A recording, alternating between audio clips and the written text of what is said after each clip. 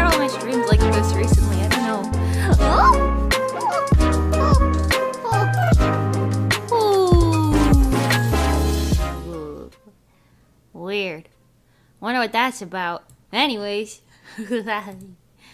Invisibility spell. Dissolve. Stop being invisibility. Boom. Boom. Boom. Hi. Hi. Hello. Good morning. How's it going? Happy Monday. You like Mondays? Yeah. Happy Monday. I woke up 20 minutes ago. I woke up 20 minutes ago. I woke up at 6 a.m. and then I had to help my mom with something, and then I was like, all right, I'm tired. So I went back to sleep, but I think that scrupled me over, because next thing I knew, it was 11:40, and I was like, holy dog water, I gotta go. I gotta go. God, the weird mage is back. Help. What? Why am I weird, huh? What's weird? Can do that now. Do it on this side, too. Why am I weird? Wink. Wink. Wink. Oh. Wink. I'm trying to open my eyeball wider. Anyways. What's bop to the top. Bop to the top. Bop. I've never seen that movie. Anyways, hi. Hello. Good morning. Hello. Ooh. Good morning. Is that gonna happen now? We'll see. Anyways, Yuta-san. Hello. Rugen. Hi. Nate. Hi. Lucas. Hi. Sheen. Hi. Julie. Hi. Ada. Hi. Domas. Hi. Thor. Hi. Lurkers. VOD watchers. Hi. How's it going? You having a lovely day today? I hope so. You have a lovely day today? I hope so. Every time I see only one of the eyes closed. It does it on the side sometimes, but I don't know. Seems like it's pretty good, but it happened twice now. I don't know. Anyways, what's better? Hag or weird mage? Weird mage. That one's at least I could say is correct. You know? I can't really argue with the logic on that one. Anyways, hello. Today. Why my eyeball twitch like that? Today.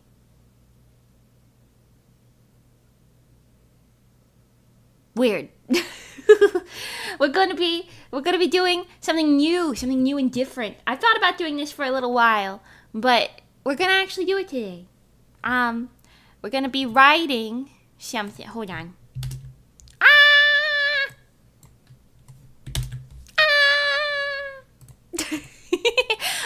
We're gonna be writing a story today because I was gonna.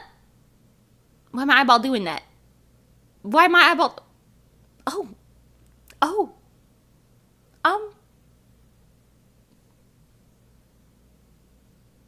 Right. So I'm gonna turn on a setting. Oh, you can see that? I thought I had my spout on. Give me a minute. I got sent to the void. Where is the link? I blink. Bouton. Oh, I have it on. Wait. Alright, whatever. The bouton. I found it. La bouton. Hello. I've returned. What? Why is it still Hey. Hold on. This is what happens why I try to fix my model. Listen, I'm a professional mage, okay? Did you know that? Everything about me is professional. I know exactly what the problem is, actually. Did you know that I know exactly what the problem is? And this is a very professional way to start my very professional stream. Don't you think so, too? Thank you. I know you agree with me. It's one of those things where you just kind of, you see it and you know. This one is at this number. But this one... Oh. Wait, they're the same. Oh. Oh. Oh. Then I don't know what the problem is, and that might be a problem for future Mimi to solve in that case. Oh well! Oh well!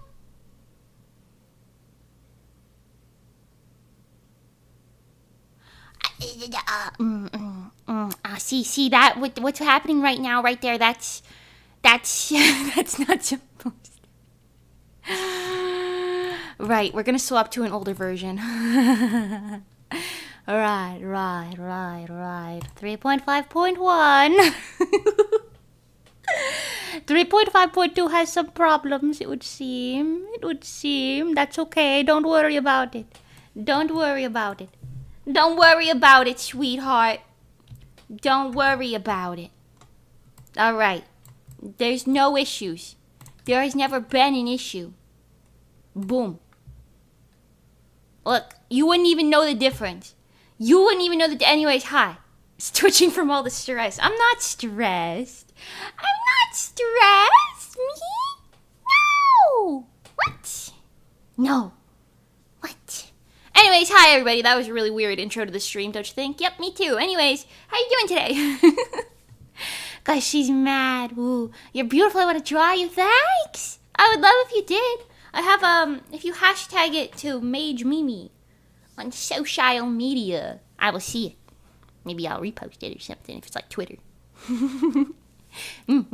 Mimi's also a writer now. Add that to the portfolio. That's one of those things where it's like, technically, I guess I have been a writer because I've been writing the manga that I make.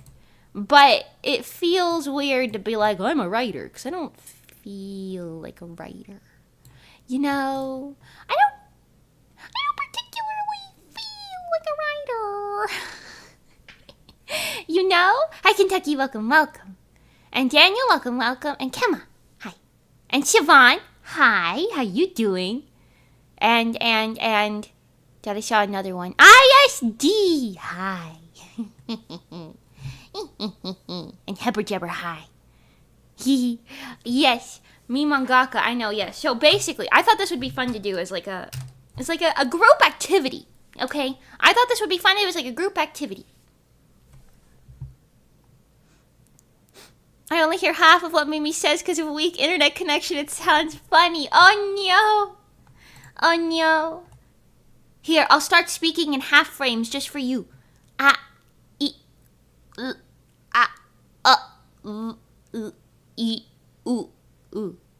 Maybe that would have worked. Who knows? Maybe that'll work. I suck at group activities. That's okay. How about speaking in 1/4 frames? I'm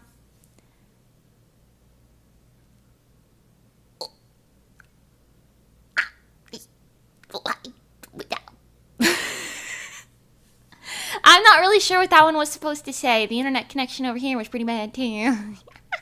Alright, anyways. So, first of all, I'll put my hat on. Thank you. Second, we are going to be writing a mystery story today. Okay? A mystery. You know, I might even change this. Hold on. Let's move this all over this way. And make it bigger. Yeah. Like, this is going to be our canvas. The world is our canvas. Yes. Oh, this is going to be such a good stream. Right. So, allow me to introduce you to our detectives. Okay. Allow me to introduce you to our detectives, because we're writing a detective solving a mystery story situation, right? But we're going to write it from the beginning, because I think that'll be fun. And it might not be fun, but, you know, we'll have fun anyway, so who give a fuck? Who really give a fuck? Allow me to introduce you to our detectives. You may have already met them. But that's okay. I designed them a while ago. They're very cute. They're very cute. Oh, I'm gonna, I don't want that scroll bar right there. Alright, anyways. They're very cute. Their names are Mizuki and Kaida. And for the story writing purposes, we have to know that Mizuki has a photographic memory and Kaida has a really high IQ. She can solve things very well. Wow. Yes. Spectacular. Flawless. Amazing. Wonderful. Yuri. Yeah. They're also in love. I changed it from best friends to in love. Yes. Anyways, so those are our detectives. But everything else we will now decide. That's all that we have so far. Isn't that interesting and exciting? Here's our canvas. We will make it darker so your eyeballs don't hurt as much. Is that nice? Yeah. Yeah, your eyeballs won't hurt as much on this setting. Hell yeah. Hell yeah.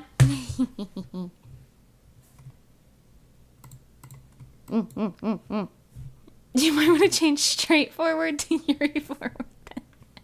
Ice, no problem. That's kind of funny. And also, hi, Jordan and Asa. Hello, welcome. And Apocalypse, hi. Yes. So. Hi, Itzukine. Welcome to my channel. Thank you for subscribing, and my name is Mimi. Alright, so I did some research on this recently, okay?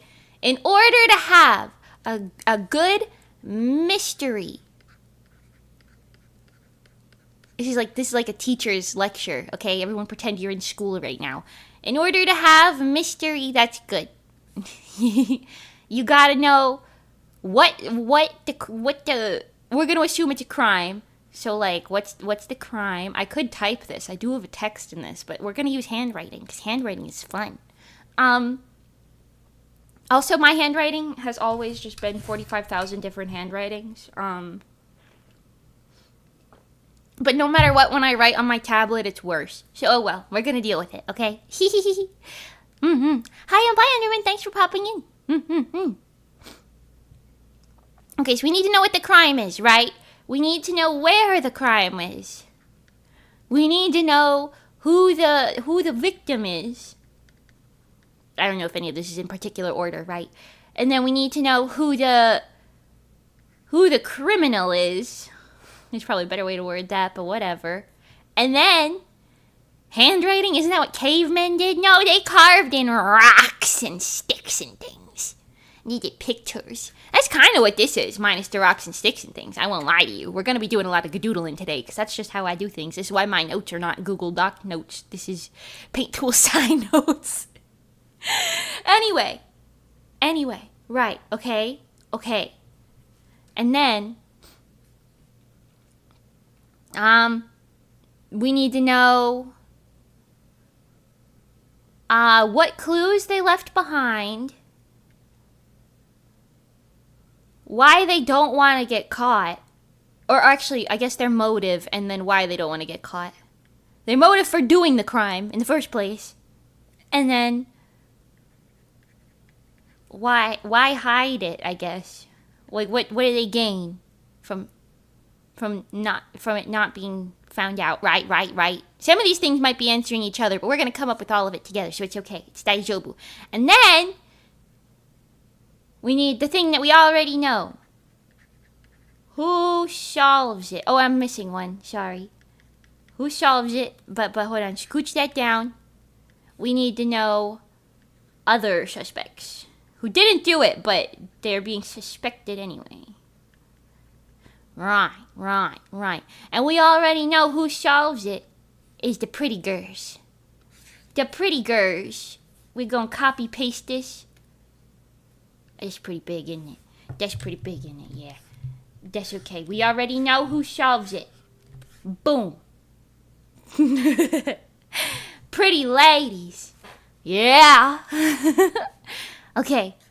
Right. So, what we're gonna do, we're gonna go through, we're gonna decide the most basic things first together. So we're all just gonna toss ideas in and we're gonna see. It was the butler who did it.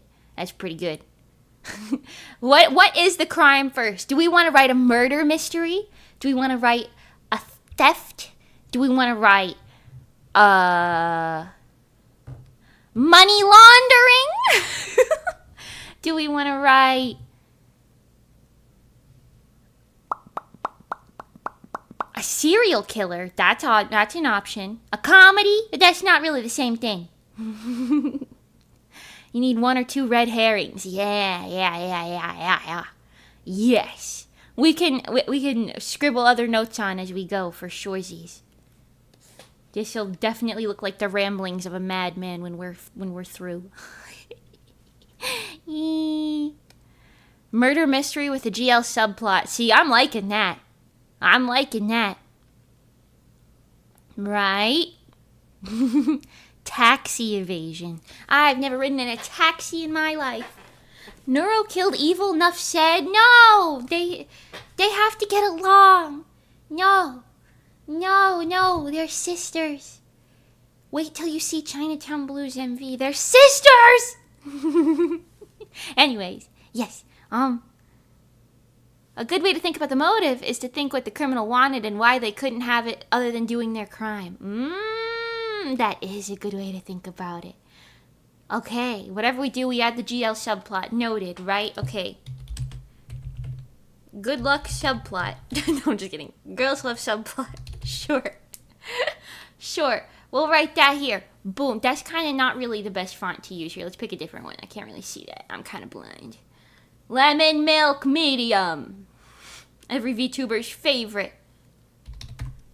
Wi-Fi 2 week, I'll be there in spirit. Go Yuri. Aw. Thank you, Julie. Hope to see you next time. Kiss you. Thank you for the super. I hope your Wi-Fi get better. Okay, right. But the crime. Are we all thinking we want to do mystery? Feel free to, say whatever. You say whatever. Today's a really interactive chat, so say whatever you think. I say start small, then build up to larger crimes. Ooh. That's interesting. Let's focus on one crime for now. Intergalactic space opera mystery. Okay, I will tell you, it has to take place on something like Earth. It could be Earth with a twist, but something like Earth, I think. I don't know if I know how to draw spaceships. Somebody has disappeared. Ooh, I like that, because then we can do what you also said earlier, so it could be like they were actually murdered, but we think that they disappeared. Ooh, missing person. Actually murder. I spelled that right.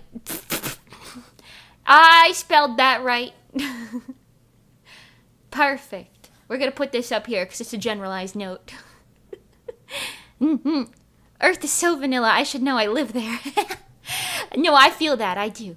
Okay. Now. Right. Who was murdered? We can decide where in a moment. Who was murdered? Right. Do we want it to be like a rich man? Or like a prodigy student? Or Mizuki's sister? That's kind of crazy. That's kind of deep. That could be good. What do we think about that? We could also do the teacher. Ooh. I will say these two girls are adults. They're adults. I think I wrote that they were like 23 or something. Someone related to the main duo. The short girl's mom, because why not? Oh, God. Like Kaida's mentor. Ooh. I like the idea of the mentor. Because that feels like we've got to fill the shoes ahead of us. We've got to, like her old mentor back then. Ooh. Okay. All right. I like that. Kaida's old mentor. This is probably years after they finished mentoring her. There's way too many dead mom plots in anime and manga. That is so real. I've also There's already one of those in one of the things that I've written because I wrote it when I was 12. Yes, it's the fruit bunch. Yes, it's gonna still happen. It's a detail I can't change, but maybe we don't need to do that all the time. Maybe the mentor was on a case and got killed by their suspect. Oh, that's pretty good. That's pretty good. Okay, hold on. The criminal, we don't know yet, but the motive, we need to give them a name, but that's fine. Got too close to nailing them for another murder. Why can't I spell that word right? It's behind my hat. There you go. Why can't I spell... My hat's gonna get in the way, isn't it? Why can't I spell that word right? That's not a complicated word. Anyways. Oh, swordkey. Right, anyways. What are we gonna name the mentor? Let's give them a name. We could just give them the placeholder name mentor, I guess. But we could give them a different thing.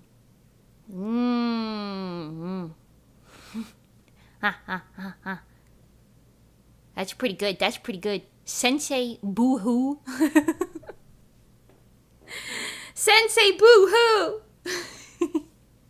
I kind of like it. It's giving goofy. It could. What's the gender? It could be anything.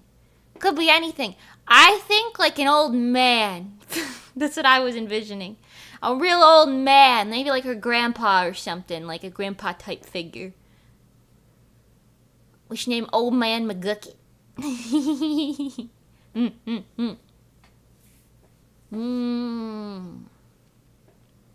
All right. Well, we'll just say mentor for now. Right. Okay. This isn't the only thing we're doing this stream, by the way. We're gonna do some second parts to it. There'll be some second parts, but this is like the setup phase. Okay. Yeah, the setup phase. Right. Okay. Then. You know what? To make my face not cover this up, let's just do this. Yes. Okay. Right. Then why hide? Let's do this one first. Why hide? It checks out that it would be like to not go to jail, right? But I think it could be like a thing because like why hide? Because they're actually a serial killer, you know? Like something crazy. And they want to keep serial killing. Whoa. Maybe that. Uncle Fizzlebottom. That one's pretty good. That's pretty good. I do like that. We can call him Fizzbo. I'm going to add the serial killer thing. That's the wrong there. They're actually... What can I type? Jesus. Whoa. And I know there's this the spelling. Listen, we're gonna deal with it. And wanna keep moidering. Yeah, they want to keep moidering. That's their thing. Yeah. Right. Now, let's talk about the where. Where do we want this to take place? Could be like a country. Could be like a city. A fictional place. Could be fictional. That's fine. What are we thinking? Do we want it to be real or fictional? Kyoto? Could make it take place in Kyoto. We're gonna have to do research to make sure it's Kyoto accurate. London? Oh, London's pretty good. It also rains a lot in London, I've heard from specifically Vettel. The mentor got stabbed. Ooh. Oh, yeah, we didn't do the how. We have to write down how. Okay, all right, let's do London, because two of you guys said London, and I kind of dig it. Florida's crazy. They're not going to investigate nothing here. That's just an average Tuesday in Florida. Okay, let's do a little squeeze this in here. Squeeze this. We're squeezing it in. How? How the murder? Do we want it to be something like... Cause, okay, I watch a lot of true crime, right? Stabbing's very intimate. Very intimate. You don't usually see too many serial people doing that. Well, I guess you do, depending. It's very intimate.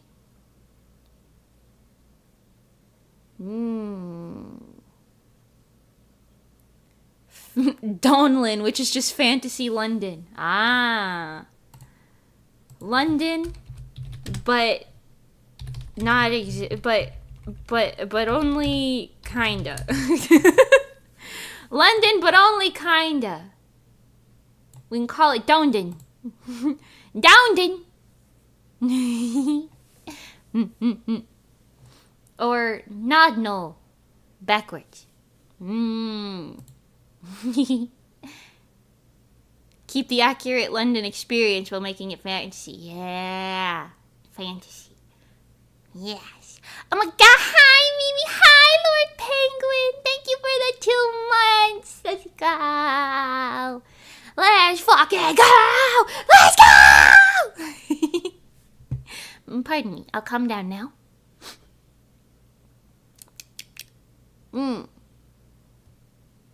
If it takes place in London, the murderer can be the descendant of Jack the Ripper. Ooh.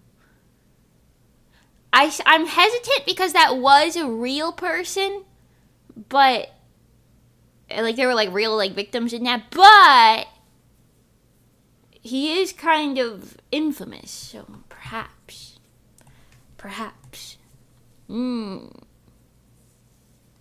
It should be considered that the victim is presumably a very smart old man, so the method of murdering should have to outsmart him. I agree. That's a wonderful point, ISD. I absolutely agree. Okay. So, the how has to be something smart. Right. It's gotta be really, really smart. Jack the Dripper. My name's Jack and I got absolute drip on me. I'm fucking oozing in gold. Catch the drip. Do people still say that? That seems like something that people only said like 5 years ago. Anyways.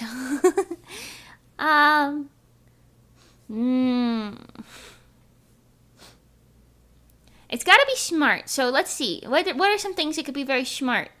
There's a mosquito on my wall. There's a mosquito. They make a biohazard mosquito to come and get him. No. Okay, poison. Poison's always interesting. But I would think, like, if it was, like, a really smart detective man, maybe he wouldn't fall for poison. Or maybe he would. Maybe because it was someone he trusted the whole time. Holy shit. Wait, I think we're on to something. Okay, hold on. Poison? I'm gonna say, that's spelled wrong. I'm gonna say question mark for now. The criminal is the mentor's, like, fucking brother or something. Border. Ooh. Kaido's not the murderer. Not the detectives. That is smart, though. Using the granddaughter against him could be an option. Maybe. How do we feel about this? How do we feel about the mentor's brother being a serial killer? So it's like a really famous detective, but his brother's a serial killer. Would it be like, maybe they were both really, really smart or something?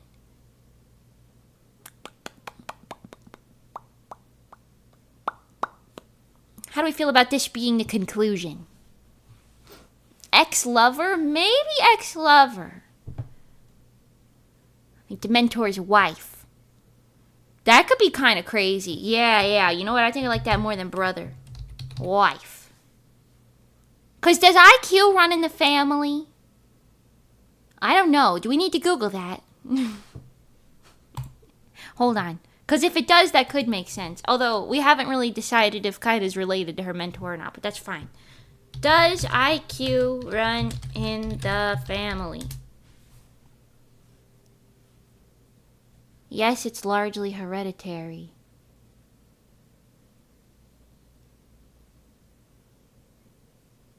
From their mother. Heritability of IQ. Okay, it seems like we don't really know, but it kind of is. It seems like we don't really know, but it kind of is.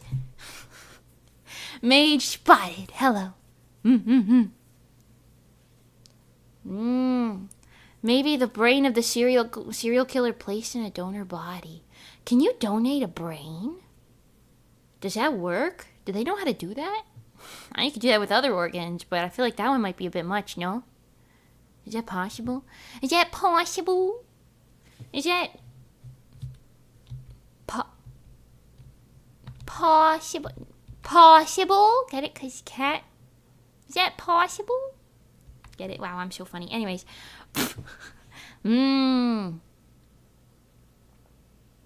Murderer is always one step ahead thanks to insider info. Ooh, that's kind of crazy. It could be like the old mentor's like assistant or something. Like a klutzy assistant who is actually really smart. Ooh. Maybe.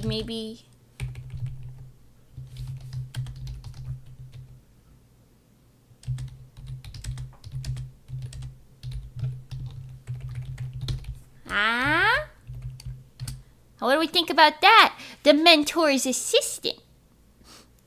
You know? What do we think about that? You can't donate a brain. You are your brain piloting a body. Yeah, that's kind of what I thought.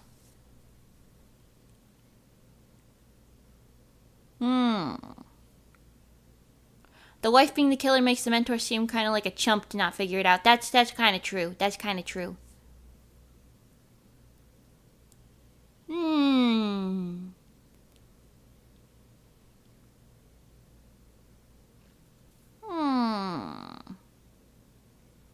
Anything's possible in the creative process. That's true. That's true. If the mentor's so smart, how would he not know about it? That the assistant only acted?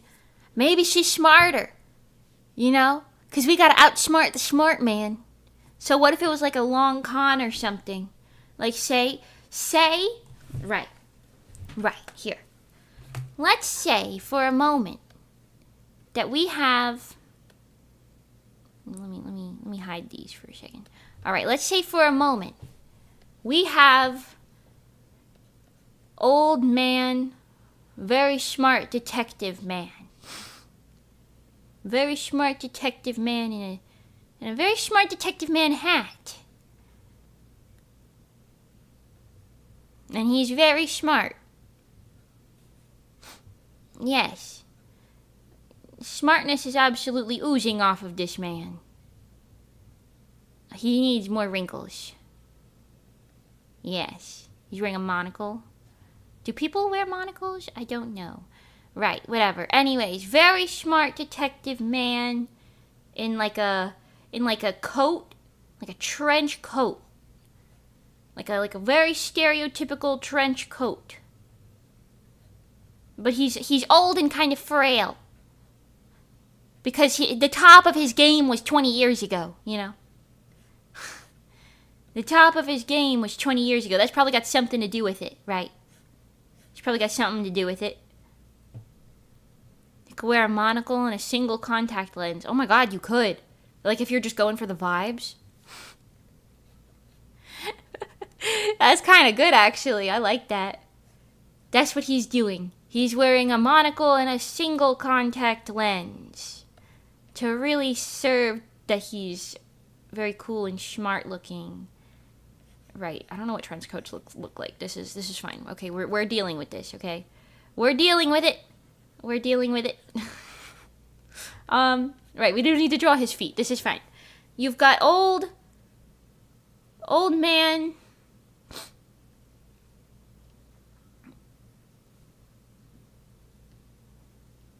Maybe he's got like a pocket watch or something. I don't know. He can never be truly blind if he drops it too. Yeah. But that's what he doesn't want you to think that. So like he wants you to think that he's not looking if he's got his monocle off. You know? Right. I like it.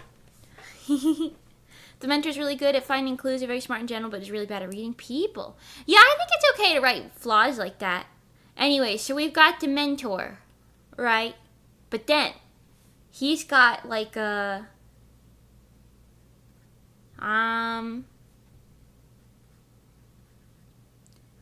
he's got like a little nerdy looking fucking lady. It's a lady. Who's his like faithful assistant, has been for 30 years. No, she's not that old. Wait, so let's say he's been in a, how old is this guy? 70? Maybe he's like 70 years old, and he's been a detective for 40. That's since he was 30. 45 years of experience as a detective, right? Wait, okay, I kind of want to give her like really, make her look really, really non-assuming, like cute fluffy braids, you know? Cute fluffy braids, make her look really unassuming. And then when we're actually writing the story, right, like you wouldn't expect it. You wouldn't expect her to be the thing, because first of all, you wouldn't interact with her that much. You'd see her, but you wouldn't interact with her that much. It'd be one of those types of clues that the author, which is us, I guess, like plops into the thing. There's like a clipboard. I'm gonna make her hold like a clipboard. I feel like that's pretty good. Yeah. Something like this. Right. She's a bit too tall now, but that's okay. Don't worry about it. All we have to do is shrink her down to be like here, maybe. Right. Okay. Assistant. Yes. This will be a New York Times bestseller. Yeah. 0 years. Oh, greater than 0 years old. Alright, sorry, my handwriting. I'm scribbling it really quickly. 70. Assistant.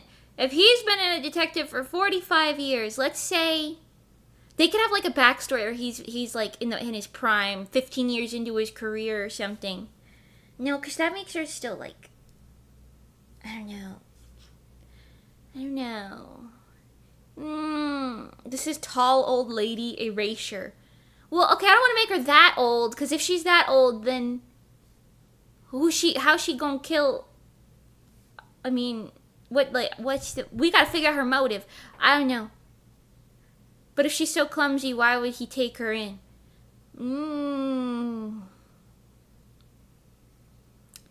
That's a good point.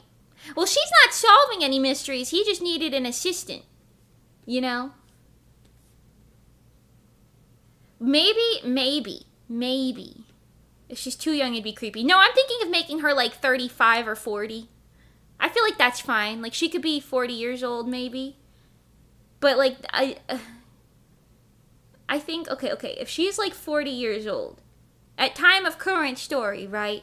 Maybe she's been working with him for, like, 20 years. You know? Does that make sense? Because, like, maybe her, like, job out of college or something was that. Maybe. That kind of makes sense to me. Like, maybe he's the mentor to, like, multiple people or something. Like, he's trying to raid, 20 years keeping that secret. Yeah, but that's the thing, like, the long con. Right? Maybe she's an expert on a secondary subject. That's why we contacted her. Yeah! Okay, what would her secondary subject be then? I like that. I'm gonna give her, like, a little fucking hair or something. Like a little... yeah. Maybe she's an expert at... Well, I don't know. I was gonna say it would be kind of funny to make her like just really good at making coffee or something, but that seems like a little too shallow.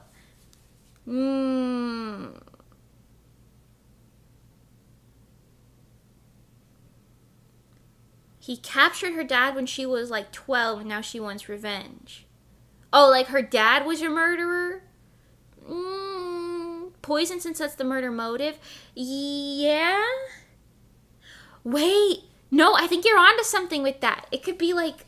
That's kind of Apothecary Diaries, but I don't mind it. Like what if she's really good at, like, science, right? We'll say science. Forensic science, perhaps? Something like that? Forensic, that's not correct. Forensic science. And then, so she's really good at that sort of thing, and like, so but because they've been together for 20 years, he doesn't think that she would poison him, because she's going long con here. Yes. Okay, this is like, big shot detective. Wonderful. Wonderful. Yes. I like that. Alright, let's circle back to our other screen for just a moment here. Yes, poison.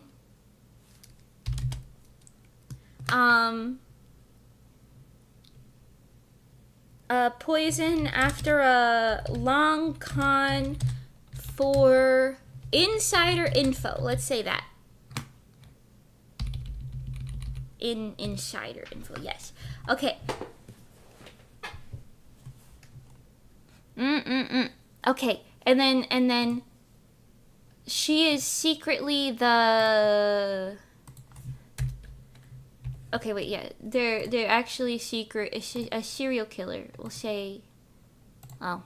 I blurred that down. It's fine. Okay. Actually a serial killer. And they want to cover up their previous crimes or something. Or...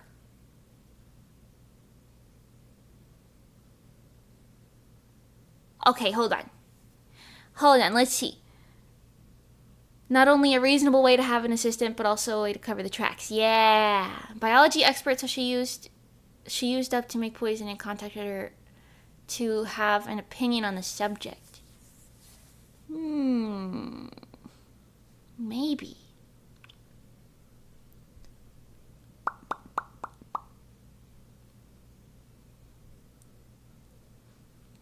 Maybe if her dad was not falsely accused and imprisoned because of him, she resents him and he died in prison.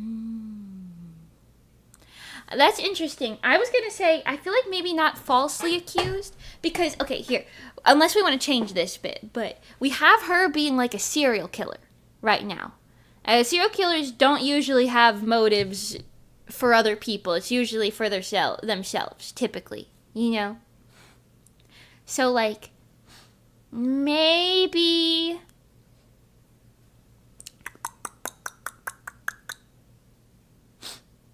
Hold on, let's take this image that we drew. Shrink it down, put them up here. So we can still see them. Yes. Okay.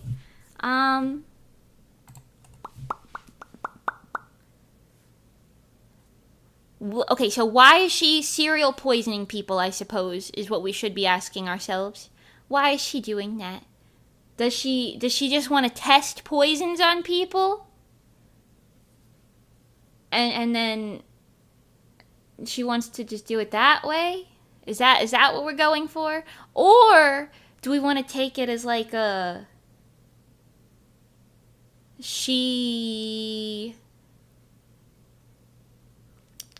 I'm sure there's a different motive for that. Yeah, like why a poisoning serial killer? Why that? What do we think on that one? Made me do a picture in 5 minutes and I would have drawn for 8 years, it would be as good. If you drew for 8 years, you could definitely do better than that. You're fine. Maybe if the father was falsely accused, she was using the same method the actual killer used. Interesting. What if?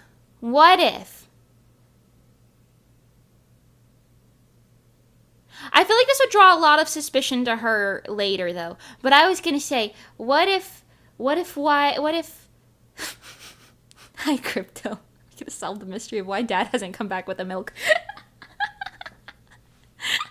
Okay, wait. What I was gonna say, what if she was actually the killer for the previous crime the mentor was trying to solve, but her dad got put in jail because they have, like, similar DNA or something?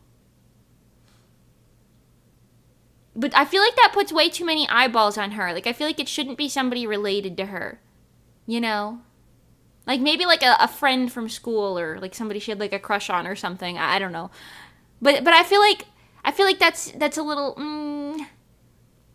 we gotta figure out why she's serial murdering people with poison specifically. Like, what's her motive behind doing that? Poison testing could be a thing. It could be, like if she wants to steal from them, maybe she, like, wants their money, but there's always going to be a paper trail with money.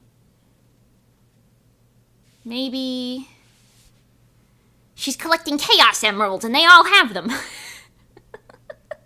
Thing is, when you write a story, you don't have to put all these clues up front to draw it to her too quickly. Yeah, that's true. But we're just writing the background of it all, and then we can figure out how to write it after. Which is what we'll do after this. Yeah. But she's a chuny with a snake obsession, maybe.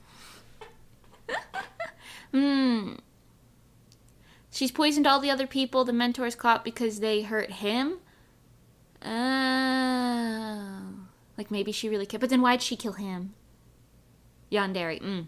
Well, I guess maybe. That feels a bit much, though. That does feel a bit much. Because, like, I'm thinking of it like, okay, the mentor is like... He's like, this is like 10 years in the past, maybe, right? She's been like a serial killer for at least 10 years, probably more than that, right? And then maybe she believes poison will purify them and use their death as proof of their guilt. Ooh, like a crazy, like she could be like a cult situation. That's actually kind of cool. Because you can just, like, the motive can just be that she's insane, basically. And she thinks she's like, it's like the Salem witch trials. Like, if she sinks, then she was human, but she's dead anyway. But if she floats, she's a witch and we gotta kill her. You know? Could be kind of like that. Maybe she's so clumsy she doesn't know it's poison. Cyanide sounds yummy. I feel like that'd be too, because she'd be like, what, you said I could put that in the tea. Like, I feel like she would be like, that's fine. I don't know. I like the idea of making her like a double operative sort of twist character, you know, where it's like you don't suspect it. In law enforcement, she believes she has the right to dish out justice. That's deep. That's a deep topic right there. Maybe. If it's not food, why it smell like almonds? If you have a strange almond smell coming from a tablet or perhaps a drink that shouldn't be there, don't drink it. Could be cyanide. That's what happened in the Tylenol murders. It's true. Don't drink the almond. If it's not supposed to be almond. With the cult angle, maybe she believes somebody will reincarnate soon, and to test her theory with poison, if they die, they are the one they wouldn't die. Oh, if they're truly the one they would. I see what you're saying.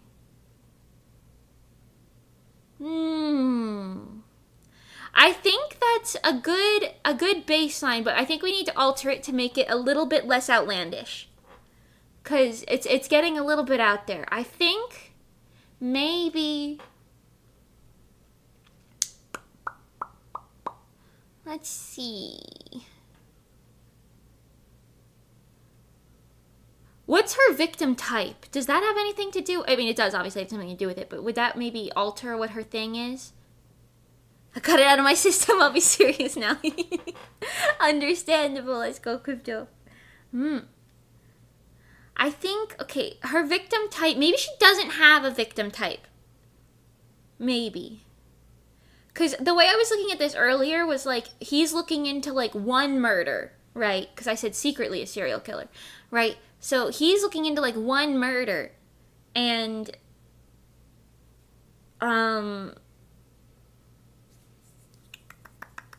he's like, oh, this is not tied to previous unsolved things, right? Maybe.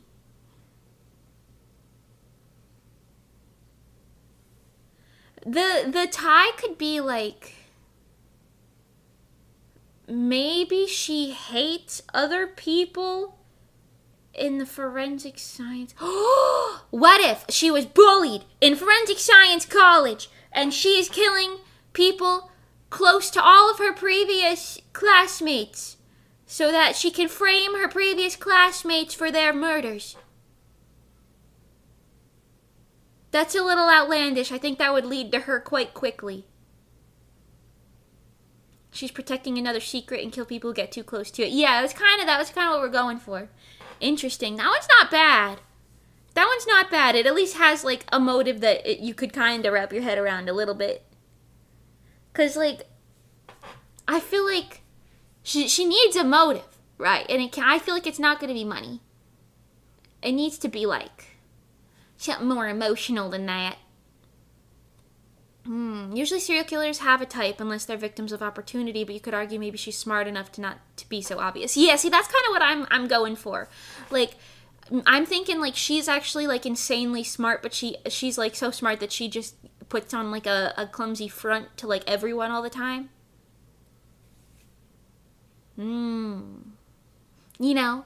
So like maybe she's like trying to frame like her old bullies or something. Maybe she's trying to frame all of her old bullies, but like throughout all of her years. So maybe not like one class, but like maybe like some kid bullied her in like fucking 4th grade.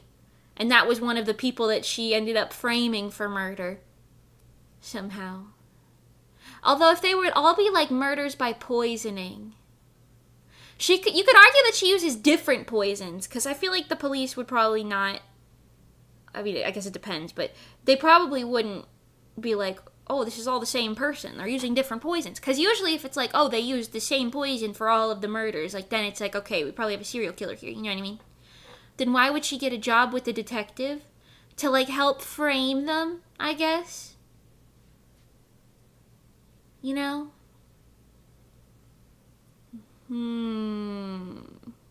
Like, because she's okay, her motive for working at the detective agency is basically that maybe she's just she's like framing or murdering all of the people who wronged her in life. I think that's interesting. I don't know, but yeah, I was gonna say her reason for working at the detective agency is to get insider info so that she can, you know, see like who to kill, who not to kill, sort of situation. You know, all that information. Is she like light Yagami? I've never read Death Note, so I don't know, or seen Death Note, so I'm not sure. Hi, Casey, welcome.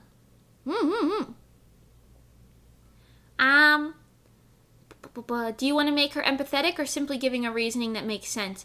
I don't think I care either way. I think as long as we do something that would make sense to the reader, I can make her personality fit it. Because that's the thing with serial killers. Like, sometimes they just seem a little crazy bonkers, you know. They don't necessarily make sense. You know? She murdered her teacher that gave her a C in high school. I mean, that's not a bad thing. It could be like, okay, we could also alter it to be like someone's killing a bunch of random people from this college. Like, well, I don't know, she's 40 years old now. That could be like the clue, is that a lot of the victims are all from the same, like, school or something. I don't know. Should watch Death Note, it's dope. Only the first half, though. The second half is pretty bad. Oh. Her motive is her own self-righteousness. She acts clumsy as a camouflage because that's how everyone acts in her view. Maybe. The spouse of someone who was driven out of their dream school, leading that person taking themselves out.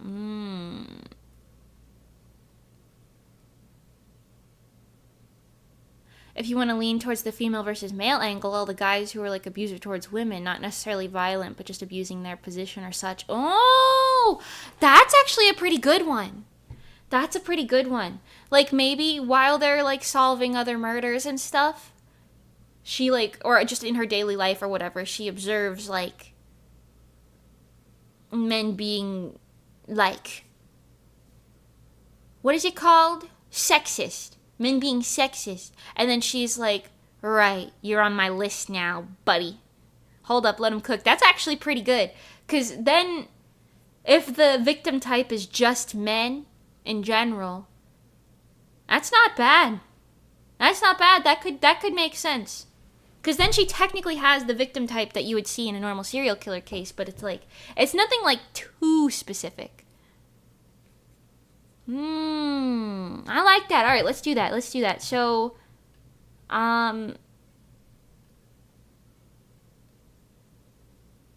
ooh, okay, wait, we could change this. I'll leave it here for now, but we could change. I know. Why my tablet not working? Excuse me. Pardonnez-moi. Pardon. Okay, here we go. This, we could alter her motive. I'm just going to move it over here for now. We could alter her motive to be, she kills men who are sexist or mistreat women. Vigilantism, then, maybe, yeah. But specifically, see no consequence. She is the consequence. She's not is. She,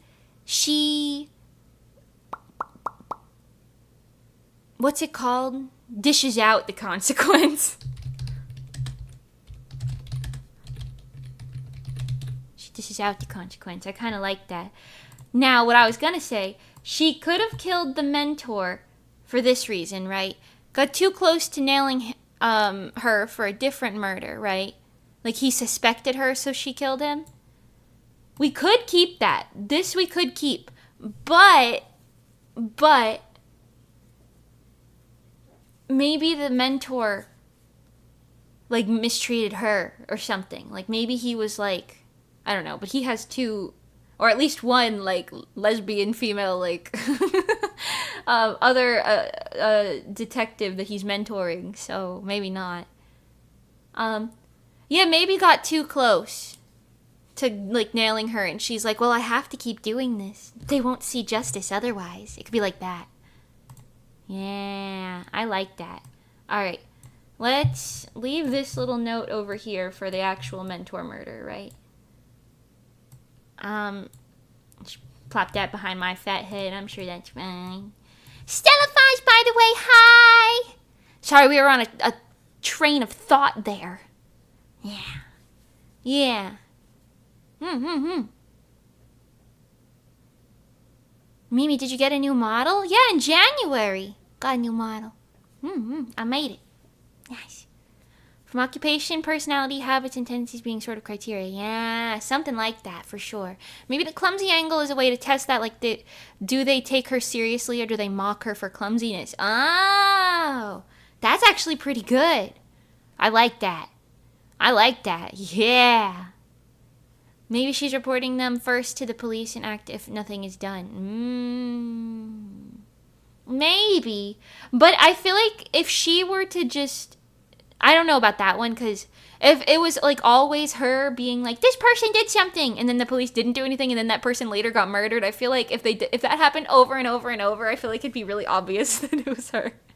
So I think maybe she just witnesses, like, she just watches from behind her little swirly innocent glasses. She just looks and acts all klutzy on her own, you know? I can see what Crypto said, like, the acting clumsy is a way to test it sort of thing being true still with that, but, like, I think, like, you know, I think it's like a, it's actually better if the mentor's a good person because he had to die because he got too close to catch her. Yeah. That, like, makes it, like, deeper. And then maybe she'll break down because she felt bad about killing him specifically. Maybe. I like that. I like that. Okay, now, other suspects, we could make this crime to crime, but other suspects specifically for the mentor's murder. Other suspects specifically for the mentor's murder, because we just did a whole lot of backstory, which is great. But, other suspects would be maybe like a younger man detective at the agency, perhaps.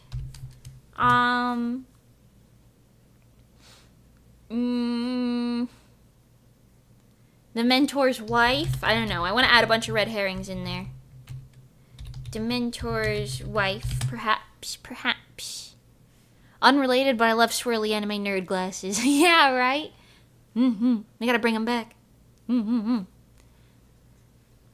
Oh, happy birthday, K-san. Wow. School in a week. Best of luck to you. Okay.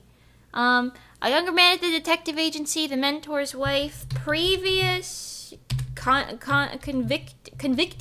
What do you call that? Like people that he got convicted through his detective work. Probably something like that. I think that's probably good. I don't know. I'll put this over here. She can't see it too much. Okay.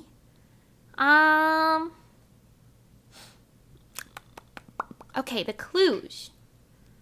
How does the mentor get on to the fact that it was the assistant?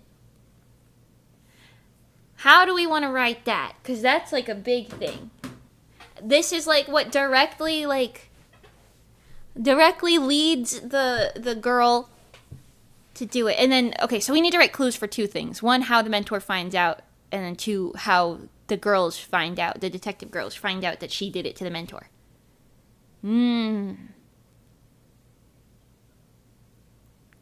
It was revealed to him in a dream. I don't want to go that route. He finds swirly glasses.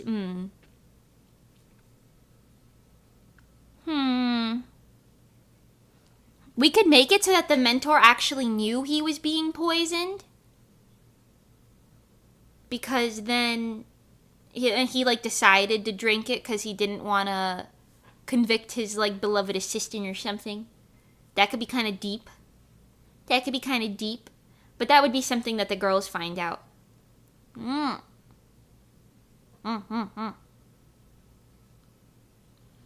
She killed the man he witnessed being that way, and then when he was with her, and then later learned that he died.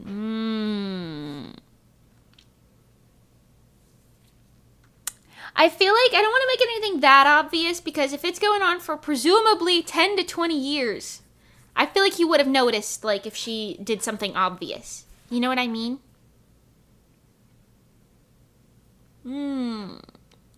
Make it an ex-wife so that they had a bad marriage. Gets the life insurance if he dies. That kind of thing. Yeah. Yes. I like that. Picasso. Okay.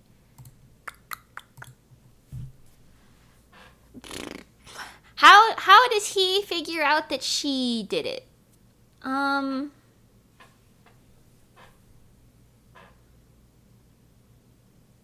After specifically a long time.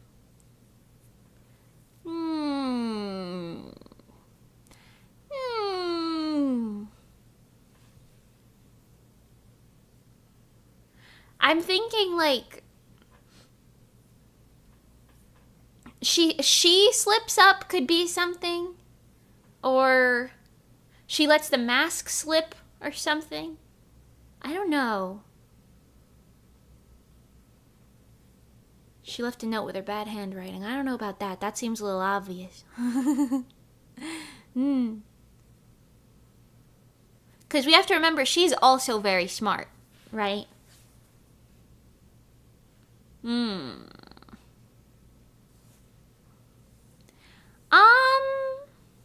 Maybe, okay, let's say a man was murdered. an unrelated man to this whole plot, right? Man was murdered, and his, like, brother or father or something, I don't know, comes into the detective agency all angry. And he's like, how dare you, yada, yada, yada. And then he's like, a woman works here? And then he's like, no wonder you didn't solve this murder yet or something. Like, no wonder it's taking you so long to find this out, like, whatever. Because you got people like this, and maybe he, like, throws coffee on her or something, you know?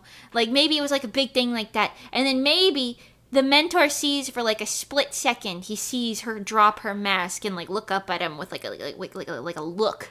You know, like, the look of, I'm gonna kill this guy. Like, that sort of look. For just a split second. And then she immediately goes back to her mask thing. I think that could be good. What do you guys think about that? I like it. Okay.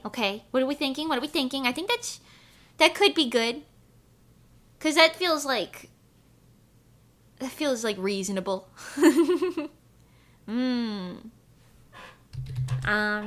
She drops her mask for 1 sec cause angry man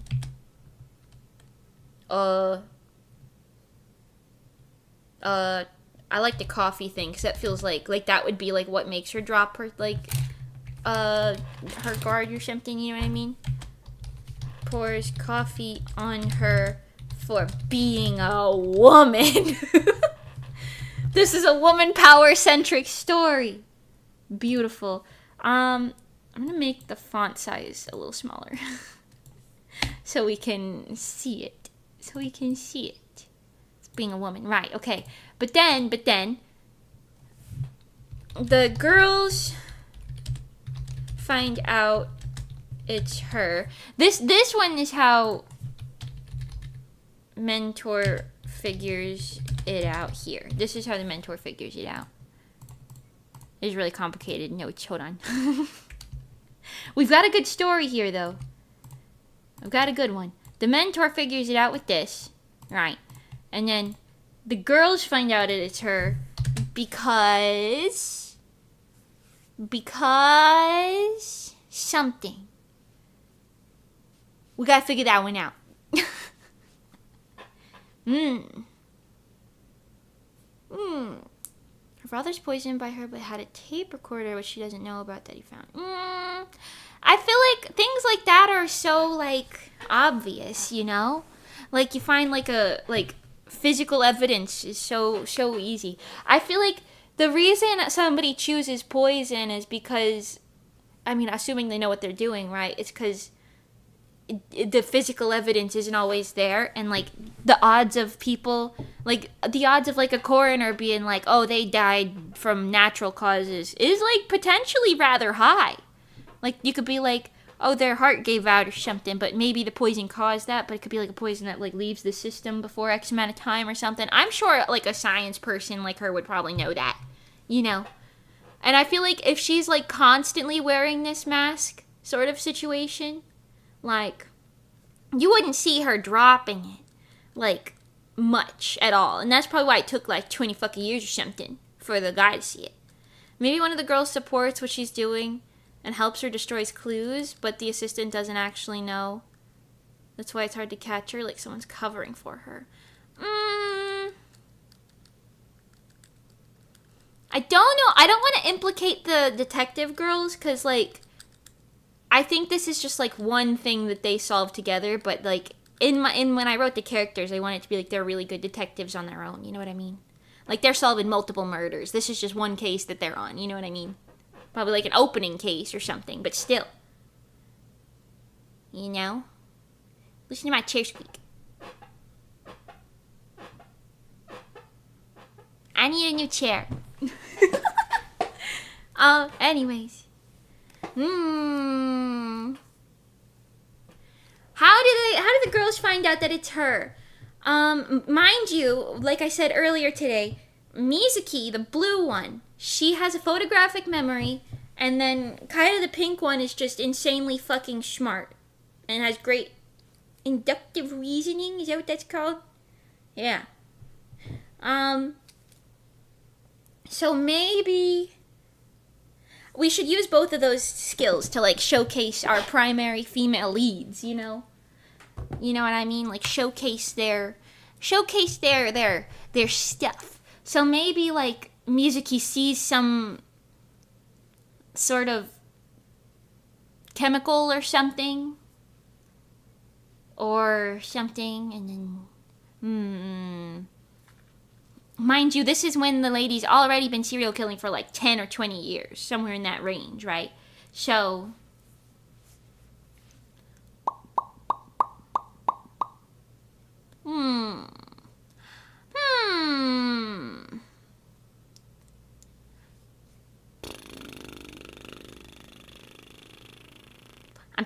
I'm thinking with my brain.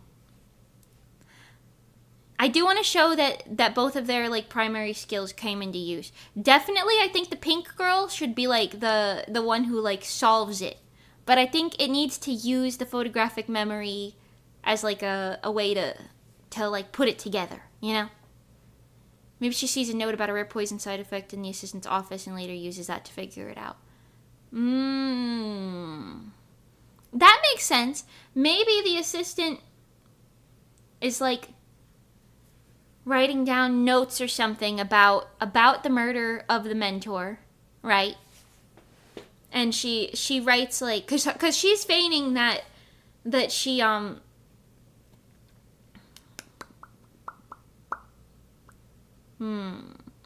but do you find it hard to write characters that are like superhumanly smart? Cuz I have that problem running D&D with the characters that are supposed to be way smarter. I've never written a character that's supposed to be like ultra uber duper smart like that. All of my characters up until this point I think are of average to low intelligence. But now we're writing a smart one, so ask me that again in a bit and we'll see if I feel that way. Cuz I'm not really sure. I feel like, I mean, it is tough, but I don't know. We'll see. Maybe. Right, so okay. The girls I like, okay. Mizuki finds, okay, yeah, what I was gonna say, sorry. The assistant kills the mentor, right? But she's like trying to either frame someone else for it or, you know, something else, right? I don't know. Draw suspicion away from her in any way. But in order to do this in a way that doesn't seem too suspicious, you would think she's gonna be like observing all the notes and pretending she really, really cares and she really wants to know who solved this. And like maybe she goes to the duo and she's like, please help me solve this. I need to know. And like it's like a thing, you know? It's like a wolf in sheep's clothing type of situation, you know? I like that.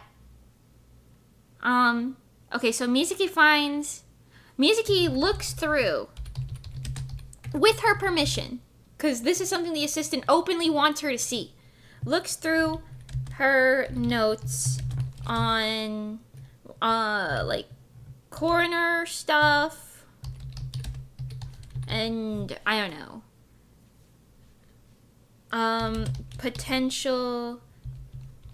potentially poisoned could be a note. Because, like, right now, I think, okay, no, maybe not potentially poisoned, because if it's just, like, a 70-year-old man that dies, most people are going to be like, well, he was old. Okay, coroner's stuff. So, like, coroner notes that are like, he was poisoned. Potential poisons that could have been used. Right, okay. Right. And then Mizuki and Kaida are talking about it. Isn't that putting her too front and center? I think no, because I'm thinking of it right. Okay, they all work in the same like agency building, right? Okay, and they're all acquainted with each other. One day the mentor dies, and it was unexpected, and everyone's like, "What the hell?" They do the coroner thing, and then it's like he was actually poisoned with. Oh, I guess they would know that he was poisoned with something. Okay. Well, whatever. He was poisoned. And then, but they all work in the same place. Like, they're all acquainted. And And then in order to draw suspicion away from herself, maybe she's like, well, okay, hold on. A lot of things are changing now that I'm thinking about this in more depth. Because, okay, is the mentor actively a detective? Is something we need to figure out. Right? Probably. Or is he just like running the agency or something? Or something else, you know? Like, is he actively solving crimes now? Or was that just something, like, I don't know. I feel like he would have to be, right? Because her whole motive... Wow! Her whole motive is that she wants to keep killing people who are, like, bad towards women, right? Right. Hi, Sama. Welcome. Sorry, just joined. Is there one detective character, or is everyone finding the killer? There's the 2 detective characters. Hold on, I'll show you the... this page. The 2 detective characters. They're solving the murder of their old mentor. He should be retired. Maybe he's like a college professor now or something. Ah.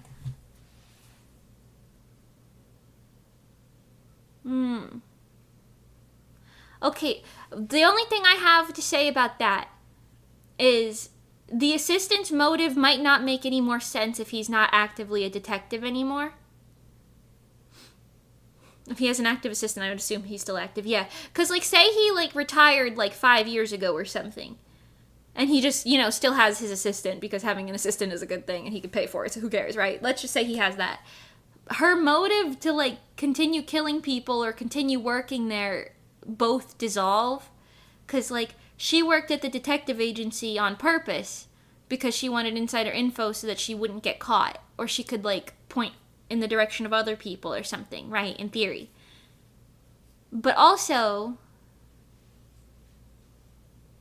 she's still, like, her thing is, like, she still wants to kill people. So she kills the mentor because he gets too close to finding out that she's doing it. But I get the vibe, like, she wouldn't care if she was caught, but she still wants to continue killing people who are, like, sexist or whatever, right? She still wants to continue doing that. To continue doing, like, justice in the world or whatever, however she views it, right? So she probably doesn't want to... Like if he's not active, you know, maybe he's stubborn. He's like a stubborn old man who refuses to retire, you know.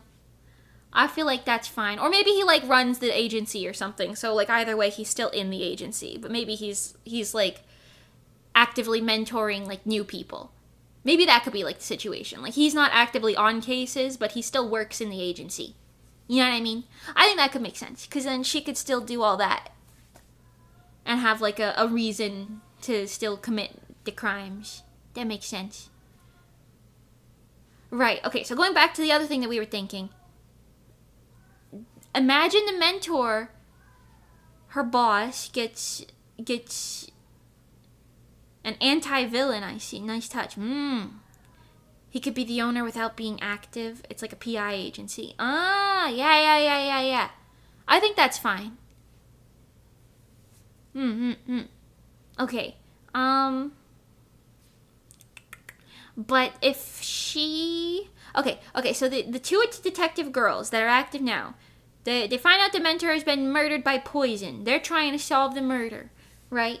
I would think that the assistant would say something, but whatever it is, it would be kind of like... something that you as a new reader would gloss over. You know what I mean? Like, maybe, like, everyone in the agency was like, you guys have to solve it, and she's one of them, you know? You know what I mean? Like, we miss old man McGucket, or whatever we named him. Please, we need to know what happened. Give him some justice, you know? Maybe everybody in the agency is like, here's all of our notes. This is what we know, you know? And then the girls, you know... have whatever their little adventure is. I don't know. They do something to make the story interesting to read, right? But then they're like, wait a minute. In Miss whatever her name's notes are, it says that there were like this or that, like this poison was used. But because she's a forensic scientist, she writes potentially like 20 grams or something, like in order to kill someone. It could be more, something like that. I don't know. But then like maybe it's like, no, I guess no, that wouldn't work. Okay, I do like what I said first though. I do like what I said first. Everyone in agency is eager to see it solved. So that includes her. Provides notes. Everyone does, I guess. Because if it's a detective agency, they're all probably like, you know, oh, I think this, I think that, you know. We need it to be solved. You know, I don't know. But then maybe the mentor was always like, oh, like this is like my prodigy child, you know, like she could solve anything, you know. so maybe the people are like, oh my god, the prodigy's here, you could solve it, something like that, right? On that sort of vibe.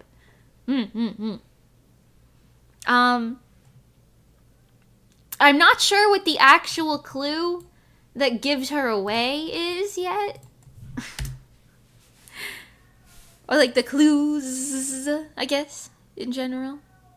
If he's been on the same case 20 years, I would assume he would take the case personally, thus his stubbornness.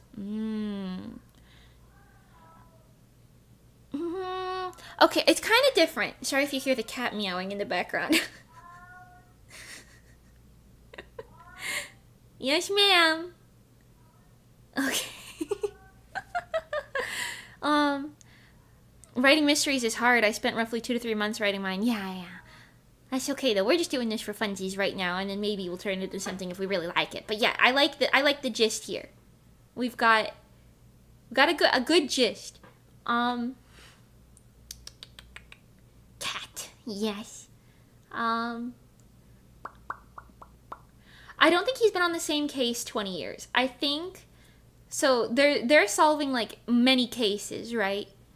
Maybe there's like a situation of like there's like a case or something. What story is this for? I don't know. Maybe like a future manga. Maybe we'll use it, maybe we won't. We're kind of just having fun right now. But this is the cover art for what it would be if it was a manga. Wow. Look at them. Aren't they pretty? They're cute, too. They're cute and they're in love. Kiss you, kiss you. Kiss you, kiss you. Right. Anyway, okay, we need to find out what clues lead the two girls to finding out it was the assistant. What clues lead to it? You have a cover? Yeah, as they should be. Yeah. Yeah. I wanted to write a Yuri.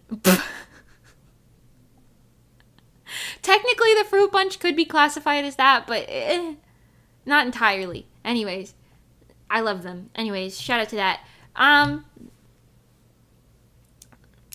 Okay, wait. I don't know. Yuri, not sexual. I wanted to write like a girl love girl story. I don't know. Not overly sexualized. Like a very wholesome girl love girl story. I don't know if that's in the same thing. Anyways, right. What clues did they figure out led it to the assistant? Let's see.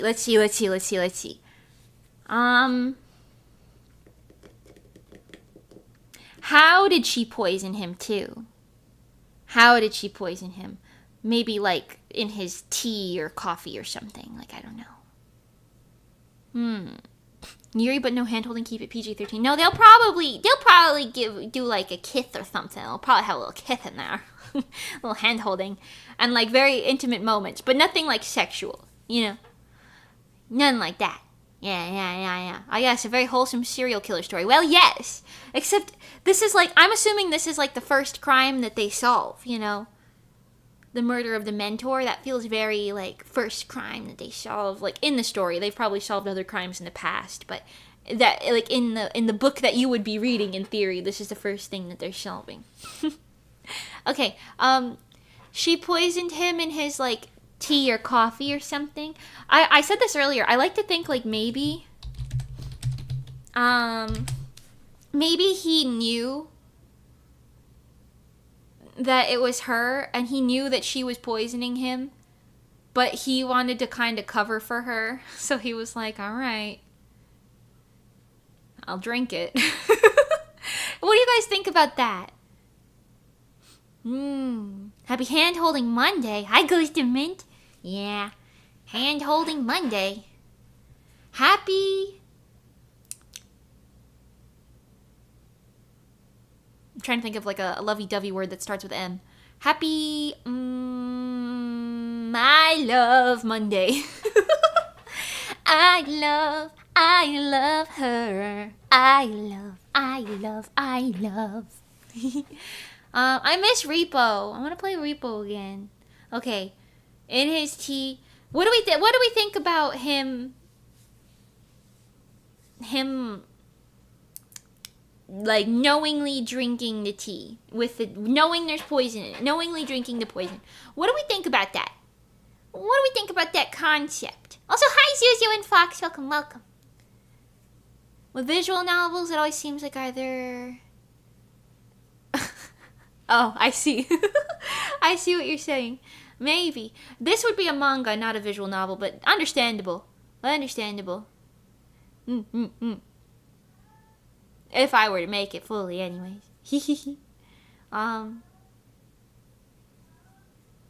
He was in love with her enough to die for her crime, to cover for her crimes. I don't think he's in love with her, because they have like a 30-year age gap, which I'm not saying you can't have that, but I'm not writing that. I think maybe he like just cared about her or something, or maybe he like felt bad for her. Maybe she has like a backstory where she hates sexist men, so that's why she like did it, and maybe he like understood. Wrong. Wrong.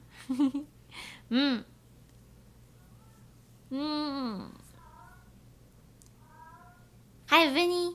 If he is evil, I feel like you make him good if he chose to die. No, he's not evil. He's nice.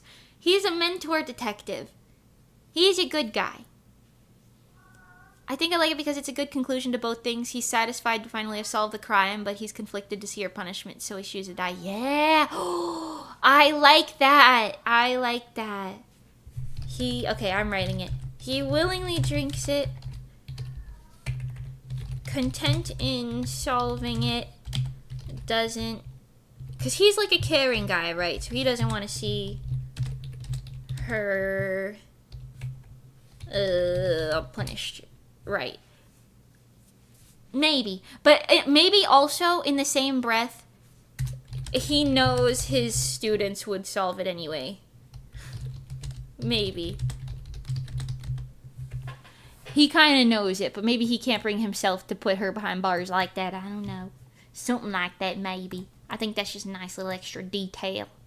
Extra detail to throw in there. Right, so what clues...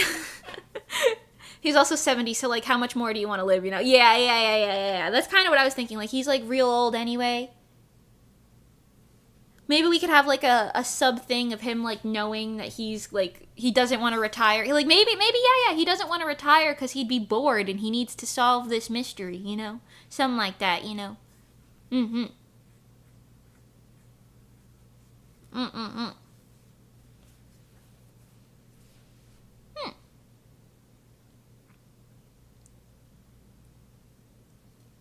Why wouldn't he just not drink it and choose not to tell on her, though? Because she's probably a little off her rocker. And he probably knows that. You know? And, like, I think maybe he, like, maybe... No, that's a good point, though. That is a good point. Good point.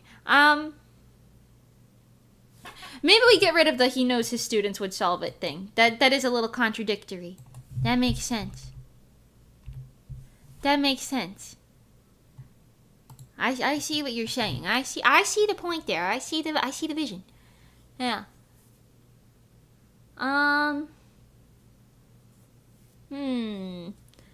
Okay, what clues lead the girls to her? The notes. Okay, so the clues would be the notes, something in the notes, right? We can figure that out momentarily, but like something in the notes. Then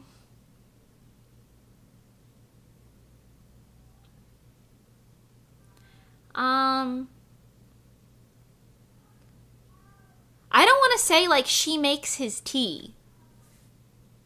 If he was poisoned, who would poison him? See, we gotta think about the actual crime here for a second.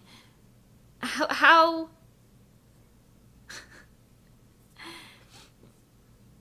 Right. How would he be poisoned? Assuming, like, nobody knows that she did it, right? And ignoring everything. How would, like, is he going to restaurants? Are people slipping things in his alcoholic beverages at bars?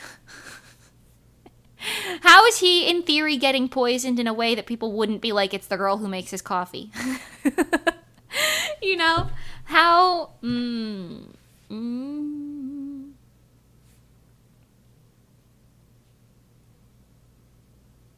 What if he was allergic to something and they added that in, so it's inconspicuous? Maybe. But I feel like anyone with an allergy is gonna be cautious of that. That also feels a little bit less, like, poisony. And she's, like, in the whole science-y situation, so I feel like it kind of checks out. They took turns making tea, so she wasn't the tea-making assistant. I see. Well, okay, let's look at our other suspects then, right? A younger man at the detective. He could probably poison tea. I could see that. The mentor's wife, ex-wife, she could probably poison tea at some point. Maybe they, like, live together still or something. I don't know. His medicine could have been poisoned. That's smart also. Previous convictees, I'm not really sure. I'm not really sure how that one's going to fit in, but maybe it would. Who knows? Who knows? Right. So right now we're operating on the assumption that they don't know he was poisoned at the office. It's specifically a poison that takes X amount of hours to, like, work, right? Let's just write that as, like, a note somewhere else. Poison used takes hours to work. We'll just put that right up here. Put that right up there as a little note. Right? Because, like, if he died, like, at nighttime or something. Do you know what an assassin's teapot is? I've heard of that. Like, if you pour it a certain way, poison gets mixed in. But if you pour it, like, a different way, it won't. Oh, no, poison doesn't get mixed in. Poison, like, pours out of, like, a different compartment or something. I have, like, if you hold it or something. I have heard of that. That's interesting. Wouldn't they find the teapot, though? Because I feel like if she used a teapot like that, right? But then the teapot went missing, it'd be like, But I guess if it's, like, anyone in the agency, I feel like then all of the agency people are going to be, like, suspects. Which isn't bad, but... She switched teapots without anyone knowing so they can share the same tea, but only he dies. I see what you're saying. So they wouldn't suspect the tea specifically. Right, okay, I like that. Assassin's teapot. Identical to normal one. Identical to normal one. Swaps him out. Maybe Mizuki sees the same teapot. Like the assassin one specifically. She sees it somewhere else. You know? She sees two teapots. She's like, this teapot was on the table earlier. I like that. Mizuki sees the second teapot.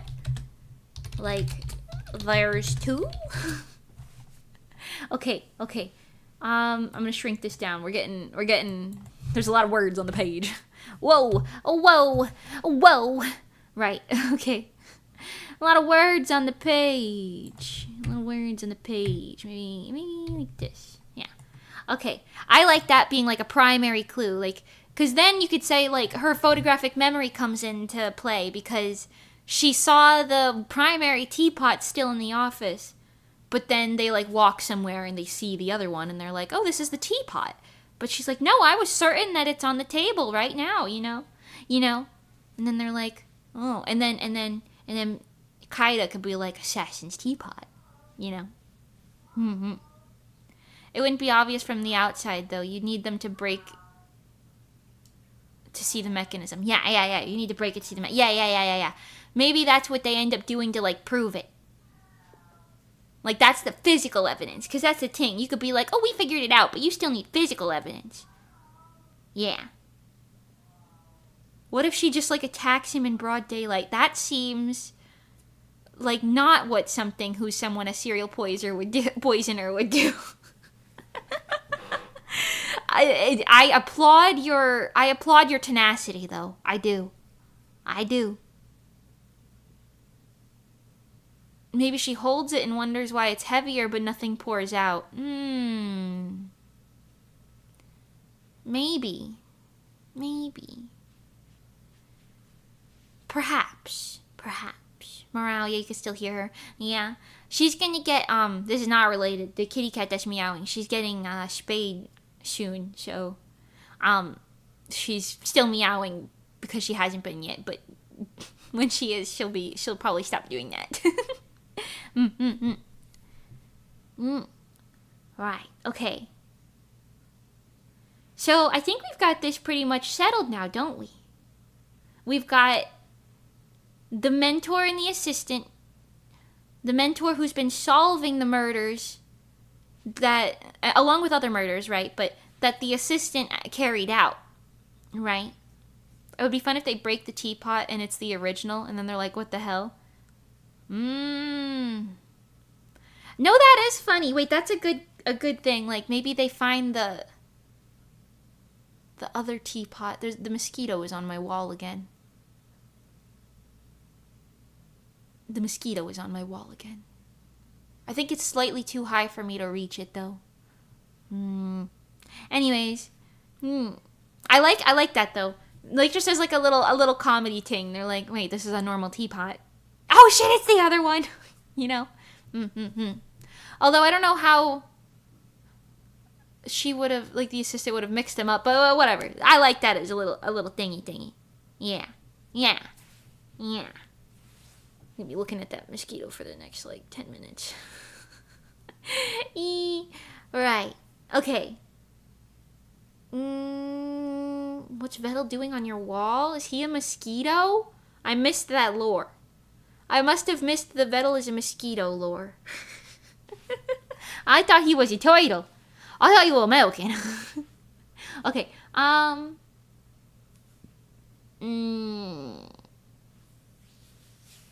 Right, okay. So the story here, from the beginning, the story here is that the mosquito was the murderer all along. Okay. The assistant has been murdering sexist men who wrong women with poison for at least 10 years. Probably something like 20, if I'm honest. 20 years. Okay. She's been working under the detective, the big guy detective mentor. I'll just call him the mentor, but he's a detective. She's been working under the mentor for 20 years as well, because when she committed her first crime, she thought, like, you know what? If I work here, then I'll be able to see, you know, some information that'll stop me from getting caught, and I can bring more justice to the world. Because her whole motive is that she doesn't want people who should be, like, okay, she wants to serve justice herself to people who won't get justice served to them, because being sexist isn't a crime. But she thinks it should be, and that's like a thing of hers. Hag, right? She's a hag. Sure, we'll deal with that. And then, eventually, after 20 years, the mentor's 70 years old now. He's a little old, he's a little decrepit. He's not actively working cases, but he does like to still try and solve them while he stays at the agency, right? That they work at. Right. But he thinks he's finally cracked something, because he's like, wait a minute. The person who could have killed this other person, it could have only been someone who handled the food within the last 5 minutes due to the type of poison it was or something. And the only person who handled the food that he was about to eat was, and then he looks at her. No, just kidding, that's not what happened. We already wrote something, it was different than that. Ignore everything I just said. The mentor is 70 years old. He's really decrepit. I just made some shit up on site. What was that? The mentor is old and decrepit. It's 70 years old. And she's been his assistant for 20 years now. And he's looking into the case of some man who was murdered. But the man's brother comes in. And he's like, it's been 24 hours and you don't know who killed him yet? How dare you? Yeah. And then he sees her and he's like, of course you have a freaking woman working here. What is she? This is just a woman. This is why it's taking you so long to solve his murder. Women don't belong in this agency or whatever. I should know, yada yada. And he pours the coffee on her, all over her, ruins her nice, cute little outfit with coffee. And she's covered in, dripping in your coffee, and she slips for just a second. Her mask slips, and she looks at him from under the glasses like this. I have the image in my head. She looks at him from under the glasses with this exact expression after having coffee poured on her. I've been drawing in pink this entire time. This is a slight pinkish brown color, whatever. The mask slips for just a second under her goofy glasses. You see a glint on them. And then the mask slips for just a second and you just see dead eyeballs. Expressionless, but filled with anger. After she gets coffee spilled on her. Something like this. But better drawn, because I will spend more time on it the second time. Do you know what I'm saying? She looks at him like this. And then Dementor is in his monocle and his one contact lens and his funny hat. He's like, holy shit. She's been in front of me this whole time. But he just thinks that to himself. He doesn't say anything. He goes, holy shit. Right. Holy shit. Excuse me. Den. Hear me out. Den.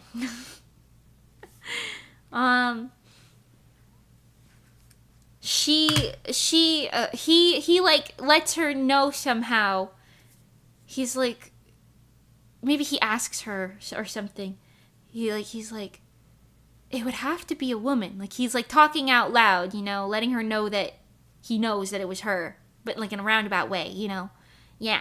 And then he's like, wait, it would have to be someone who handles it. This is where the thing that I said earlier comes in, but it was all just a ploy. He'd be like, is the person who killed this guy, it would have had to have been someone who, handled the food within the last 5 minutes or something, you know what I mean? And it's a whole thing. It's a whole thing where it's and then she looks at him for a split second with that same expression. And maybe the man who spilled coffee on her was murdered. And then maybe that's what he's calling her out on, He's like, it would have had to have been someone with a clear motive. Maybe he got murdered. I don't know. Anyways, then she looks at him with that exact expression for just 1 second, but it's hidden under the glasses. It's hidden under the glasses. He's sitting at her desk. He's sitting at his desk, mind you. She's standing, and you just see the glint on the glasses, like from this angle, right? You just see this for one frame, but it's ominously lit. It's dark. It's just backlit. It's really ominous, right? And then you see that face, and then she pours him a glass of tea or something. A glass of tea, a cup of tea, or coffee or something. So one of the two. I don't know what he prefers. We'll figure that out later, right? Okay. She pours him a drink and hands it to him and says, I think you should take a break. I think you should take a break. And then he'll look at her, and then you'll have a moment of acceptance, a panel of acceptance, if you will.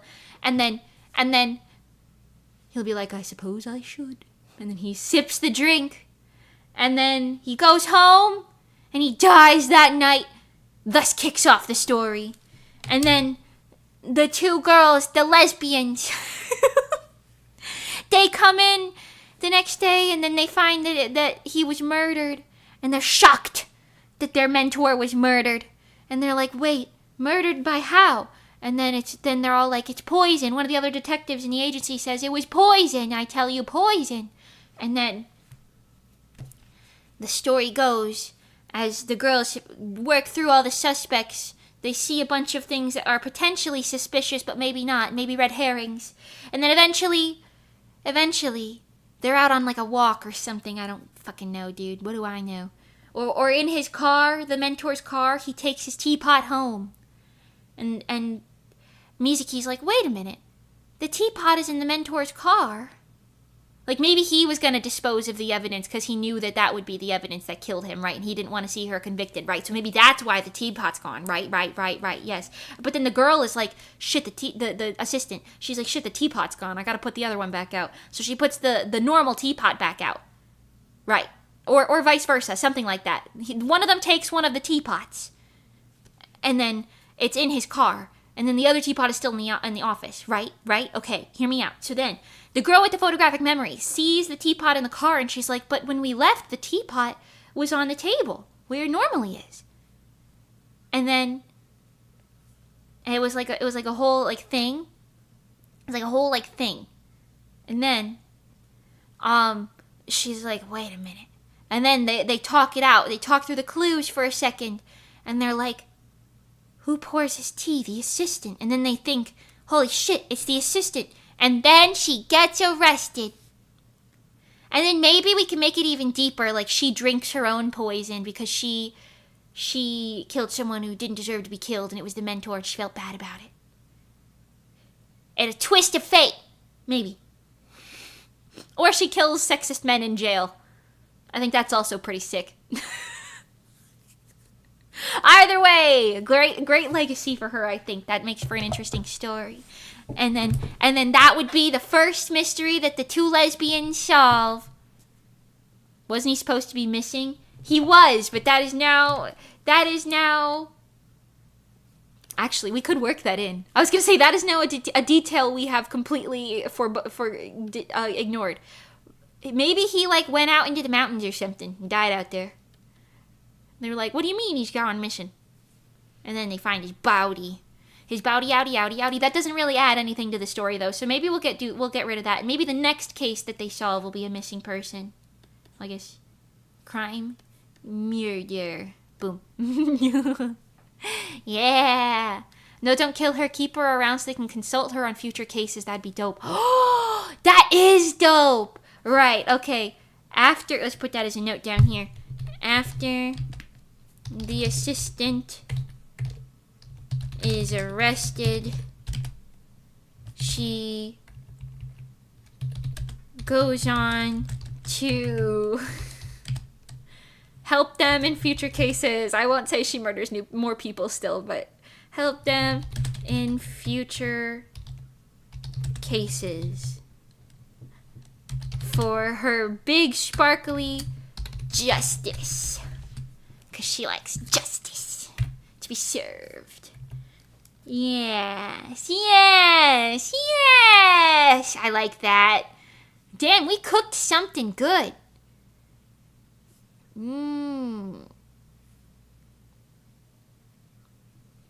I like this. How could you ever trust the person who was already supposed to be helping but was actually killing people? Well, because she's a really smart forensic scientist, and she's already back behind jail bars. And they probably, when they confront her about it, or like when the police arrest her or whatever, maybe the detective girls, the lesbians, they talk to her, and she's like, I couldn't stand. And that's when she like does like the exposition dump of her like motive, right? And she's like, I couldn't stand it, seeing women be mistreated like this. Because I'm a lesbian too. No. But yeah, she's like, I just couldn't stand it. And I had to serve justice when justice wouldn't be served. You know what I mean? So like, it's like one of those things. But she's still really, really, really smart regarding poisons. So maybe for like a future case regarding poison, they could be like, what do you think? What do you think? Add your interactions in between and it's perfect. Yeah, absolutely. That's what this up here is. The Girls Love subplot. Girls Love! Yes. Abso-friggin-lutely positive-a-lootly. I like it. For a first mystery, I like it. I like it. Doomed, Yuri? No, not doomed. I like a future where they get married. I like happy endings. I like happy ending. Writes a serial killer situation. It's fine. I like it. I like it. We could... Okay, now, I don't want to storyboard entirely from scratch, but I do like what we've written here. So what we could do, whatever you guys prefer, so let me know what you want to do. Do you want to write a second case that they solved? Do you want to write a second case? Or do you want to draw some panels? Like just some individual panels from this series. Do you want to draw some panels? That would just be like an interesting way to like dive deeper into it. This like case that we've written already in particular. What do you guys want to do? Do you want to write another one? Was that fun? Do you want to do another one? Or do you want to do panel drawing? Where we continue yapping about it and maybe we can figure out some of the in-betweeny details. What do you think? Maybe add a few more sub-characters. They're more suspects. Yeah, you know what? That's so true. Let's write some of these other people while we're still sitting here. Okay, we got the younger man detective at the agency. Maybe. Right.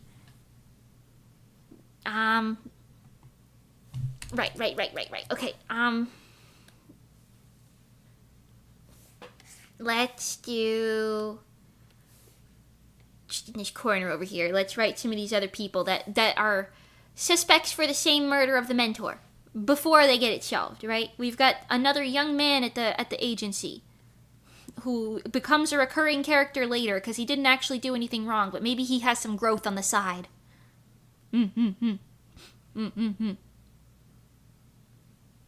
That idea's better. I agree. All right, let's make him look interesting. I think a character who has some growth on the side is good. I want to give him some long side bangs. I don't know why I'm doing that. He thinks he's the shit at first. He thinks he's the shit. And he thinks he can solve the mentor's murder, maybe. But he ends up becoming a suspect in his efforts, perhaps. What do you think about that? He thinks he can solve it, but he's doing that? Yeah. I want to make him like a hot guy, though. Make him like a hot guy. But he has growth. So he gets more likable over time. Because at first you wouldn't like him because he's like, I can solve this murder before you can. You know, sort of like that vibe. Yeah. But he's like a full of himself, like tacky sort of guy, you know? In his fancy suit he's not wearing it all the way, you know? You know what I'm saying? He's got his hands in his pockets. You know what I'm saying? See what I'm... Yeah. A hot guy in a Yuri manga? Yeah. But like maybe... He's not a love interest. He's just a good looking asshole. What do we think about that? His hair is a little... I've been really obsessing over drawing male characters with, like, the long top hair, but, like, the sort of, like, really short backside. Like, not necessarily shaved, but, like, the short back, like, style hair. I don't know. Anyways. Yeah. You got this guy. Mr. I can shelve it first. Okay, he doesn't look that hot here, but that's okay. Imagine in his final form he would be. Oh, yowza, yeah. Yeah. I'm giving him like a popped collar, too. That just feels correct. A popped collar, no tie. Yeah, look at that. What a stud. Yeah. Yeah. Hell yeah. Something like this. And he's like the same age as the girls. So let's like write a couple little details here. We got a... Let's give him a name. Any name suggestions? We've got... I'm also realizing the detective girls have Japanese names, but they live in London. We're not going to question that right now. My internet died for a minute. Why are we drawing boys? I thought this was about women. It is. This is we're deciding stuff about the other suspects. This is going to be the younger man detective at the agency who's like a suspect in the thing. But his whole thing is like, I can solve it before you. But he gets more likable later. Yeah. Okay. He's gonna be maybe like a couple years older than the girls. Maybe like 25. Because they're like 23. I think that's fine. Swag McGee. Momo. Michael. I'm thinking of a Sherlock Holmes pun. Ooh. His name can be Cheryl. Homie. Henry. Ooh. He looks like a Henry. I won't lie. We might have to change the girls' names, although I did put a lot of thought into the names that I gave them. Maybe they're from Japan. Maybe they're 2 Japanese girls. Maybe that's like an extra subplot. Who knows? We won't worry about that right now. Shiro? Ooh. Should we just give them all Japanese names and make it take place in London? That's not like too far off from other things I've written, if I'm honest. So, I mean, he does look like a Henry, though. Shout out any Henrys in chat. Right, okay. Sherlock Henry. Sherlock homie. Jonathan H. Watts. No. I think that name might already be kind of taken. Right, okay. Santiago. Ooh. His name is Santiago. They can just all have very different names. They're all from different walks of life. God be with you, Henry. Santiago Henry. Yeah, that's his name. That's his name, and I'm sticking to it. Right. Okay. Then we've got the mentor's wife. She's got to be like roughly 70 years old. Ex-wife.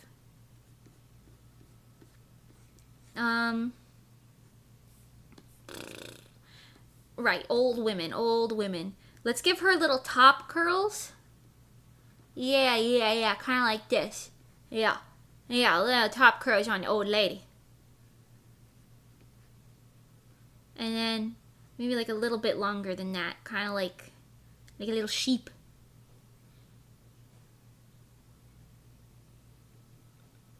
Yeah. Old lady. My man has 2 first names but no last name. Henry could be a last name.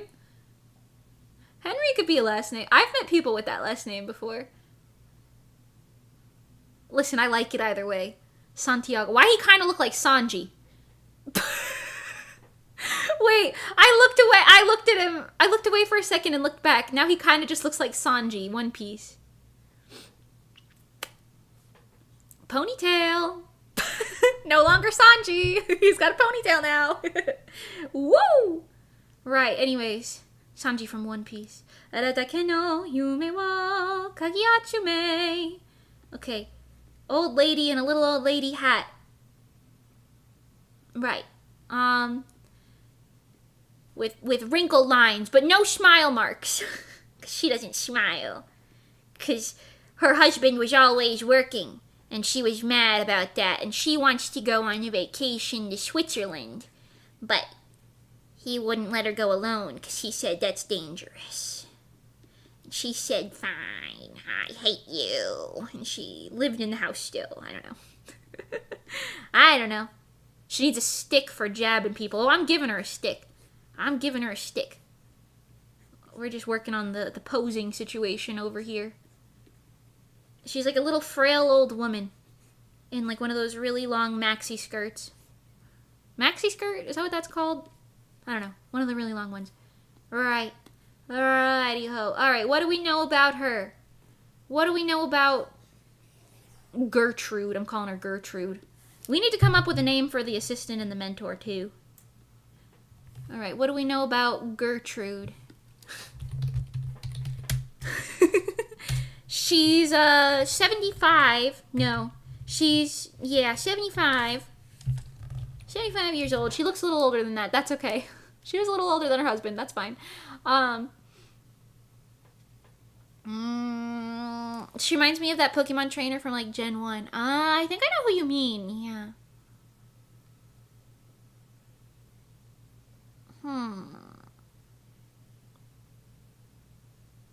Angry at everything younger than her. Ooh. Yeah. Ooh. Maybe she's like angry with younger women. Maybe it's like another like woman thing. What do we think about that? Angry at, or just younger things in general. Angry at younger folks. Agatha Christie, the mystery writer. Ooh, that's actually a pretty crazy name to give her. Actively despises youth. Okay. Actually, yeah, angry at youth. That's a good way to word that. Shorter. Like it. Let's give her a quote. You damn kids! Boom. Make her like really old fashioned so she doesn't agree with women being detectives and stuff. Ooh, yes. Very old fashioned. Well then what would her like... Okay, we gotta come up with okay, let's just write the characters first and then we'll give them like why they ended up being a suspect in the end after that. Right. Okay, and then we've got, I think I wrote previous convictees. I don't know what that means. Do we have any other ideal suspects that we could add? I think maybe one more. Agatha's the name of the Pokemon woman. Oh! Kids these days, yeah. You ruffians. Why would I kill my own damn husband for 40 years? Just for the money? You think it's for the money? Well, yes. Either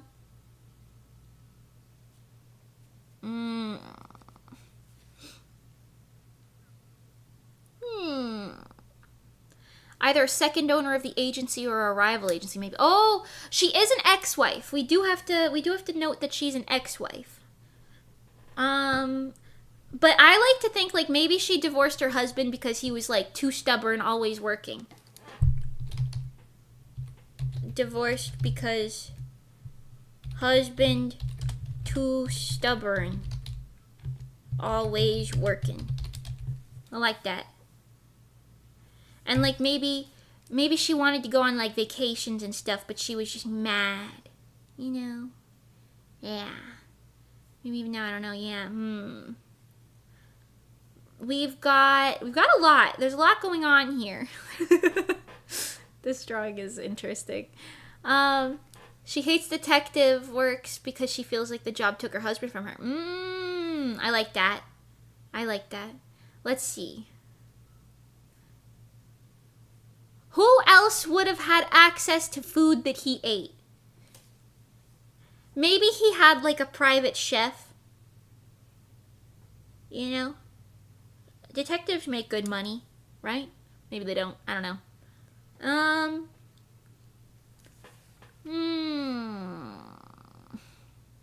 It's too silly, but it would be funny if you had a guy who happened to always be at the scene of the crime. He's innocent, but he just happened to be at the wrong place every time. And then, like, in one of the murders, he actually does end up being the guy who did it, but they don't suspect him because they're like, why is this fucker always here? I like that as, like, a weird subplot. Depends on the detective. Hi, Joker. Welcome, by the way. So you've been here a bit. Private chef is good, too, yeah. I feel like, no way. Sometimes they do. Sometimes they cash it in. Perfect B plot. I guess a C plot, because the romance would be the B plot. We have the A plot, which is the mystery, the B plot, which is the girl's love, and then the C plot, which is the random comedy man. The comedic relief man.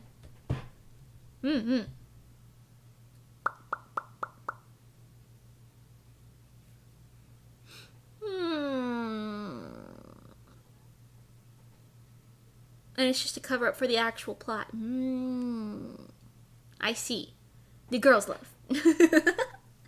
Yes. Which is the Yuri. Well, yes.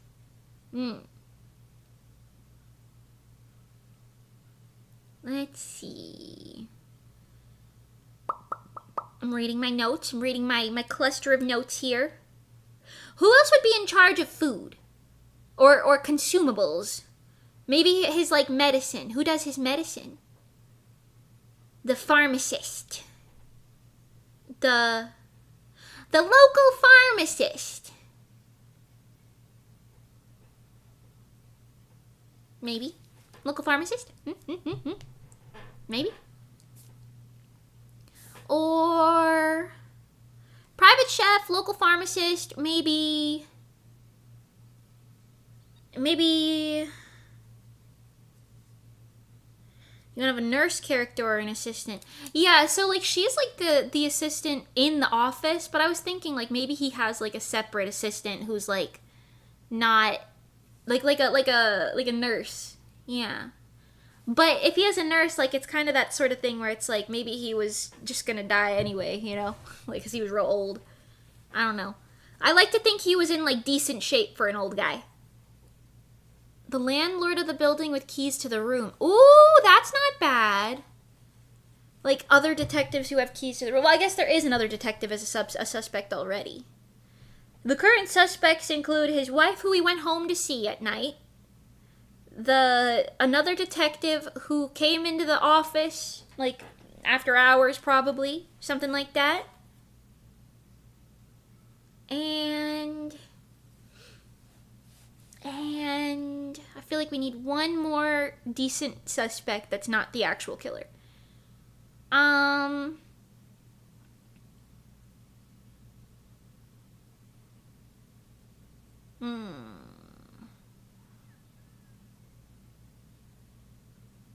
Something like a butler makes sense. How much money? I need to Google that. How much money do detectives make? Because I think that would alter whether or not that'd be a possibility. How much money do detectives make per year? 50,000 to 70,000 or higher. Right, that's not that high. They're not hiring anybody on that salary. Do star detectives make a year? Experienced detectives can earn 100,000 or more per year. That's still not enough money to be like hiring like things like that. He has enough money to fund his own PI agency. Yeah, that's fair. That's fair. He could just be like a rich guy. It could just be like a sub thing for him. Dang, no wonder a lot of them go rogue. 100K is nothing to snuff at. If I made 50K, I'd be like chilling. Maybe not entirely, but I'd be like halfway chilling. Like right now, I'd be chilling if I made that much. Ordinary police detectives are not rich, but media figure. He might be a media figure as much as a detective. Maybe. Like you watch like a TV show. It was like doing like TV show or something. That seems like a lot. Seems like a lot extra. How much do private investigators make? 60K. Oh, okay. Upper percentiles reaching about 90,000. Interesting. That's still not that high. That's still kind of like sub 100K. I mean, assuming he's like really like renowned in the area, maybe at absolute most he makes like 200K, but I still don't feel like that's enough. You know? I don't think like that's enough. You know. Does the victim have children? Ooh. That's a great question. I don't know. He has... I don't know if I want to give him children. Maybe he could have, like, a child, right? But I would think, like... Okay, well, he's a detective, but his wife isn't. So maybe they had a child, but, like, they're not a detective either. Right, maybe he just works elsewhere. I don't know. That could make sense. If he's a great PI, he would be making a lot. Yeah. Maybe. Oh, maybe he has like a child who works as a nurse. A child who works as a nurse who came to check on him that night when he wasn't feeling well. Huh? How would that be like a suspect, though, if he already wasn't feeling well? Who comes to check on him every night? He's got a child who works as a nurse who comes to check on him every night. I don't think that adds much, to be honest. Have him be childless because he was too focused on work his whole life. Yeah, maybe that's part of why his wife hates him. I could agree with that. The child is the comedy man in the B-plot. Yeah, he did strike me as someone who didn't have kids originally. Because he's like mentoring a bunch of, well, detective kids specifically. Who would a third suspect be? That's not the assistant. Maybe they have a secretary in the office who normally pours coffee. Like the office secretary, you know? What do we think about that? Maybe? I still stand by that his kid is one of the Yuri girls, but they don't know it. I don't know. I'm not like wholly against that, but it seems like a little predictable for like a plot like this, if that makes sense. Like, I feel like as a reader, I would be like, I bet he was like one of them is like his kid, but they don't know it, you know. What do we feel about like an office secretary? Because like I'm assuming the assistant is helping him with like paperwork-esque things, not really like, you know, whatever.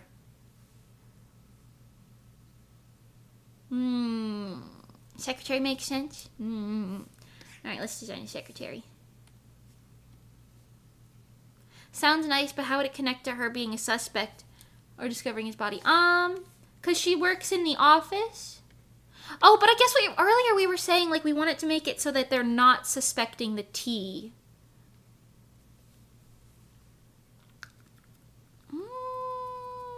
Right. Okay. So let's go through all the suspects here for a second. We've got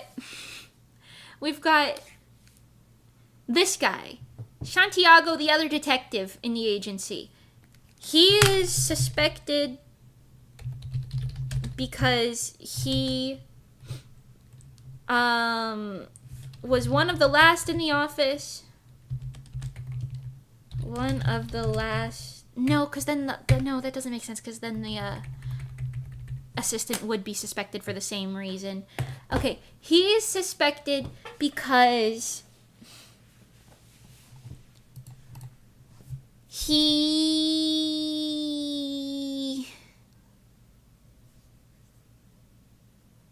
why would he want to kill the mentor specifically? I can see why he wouldn't like the other detective girls, but why would he want to kill the mentor specifically? He wanted to be the mentor's successor, but the mentor didn't really think of him that way. He wanted to take over the agency. Maybe that. The mentor's successor take over the agency. But mentor, I know it's just really, really tiny. Mentor didn't see him like that. I think that's pretty good.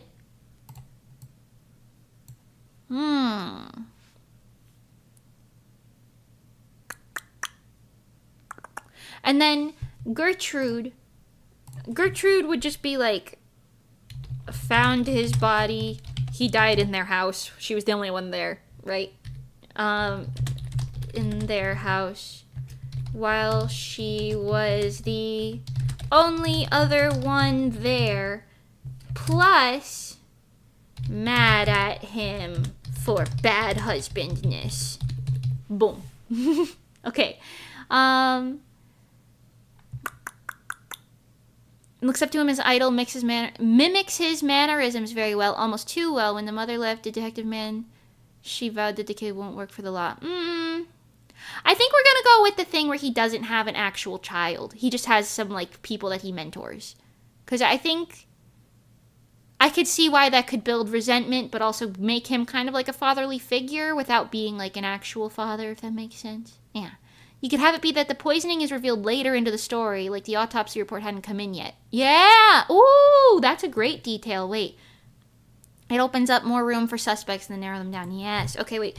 How long do autopsy reports take to come back? Toxicology specifically. My Google history is going to look crazy. Whatever. How long does it take someone to die for cyanide poisoning? Like, okay, whoa! I honestly, I probably will write this story with, like, fake plants and stuff, so that all of the poisons are, like, not real things. Because, one, I don't want to research real poisons and look suspicious, but two, I don't want to give anybody ideas. Right, anyways. It can vary depending on several factors and where it's located. 4 to 6 weeks in the United States. Oh, United Kingdom, 4 to 12 weeks. Ooh, in some cases, it may take 3 to 6 months longer. Wow. Right, okay, so that is a great note then. That's a great note, Stella Fams. Great note. We're just going to start adding notes in here. We've got... They didn't know it was poison at first. Just suspected because autopsy report takes a couple months. We'll just say that. Yeah. But they suspect it's poison, I would say, because if you die... If you're a 70-year-old man and you just die, I feel like it's fair that people would assume it's due to, your age. Like a pre-existing health problem. So they probably wouldn't assume that it was murder right away. Right? Like, there's got to be something there that, like, says, murder! How do they know it's a murder?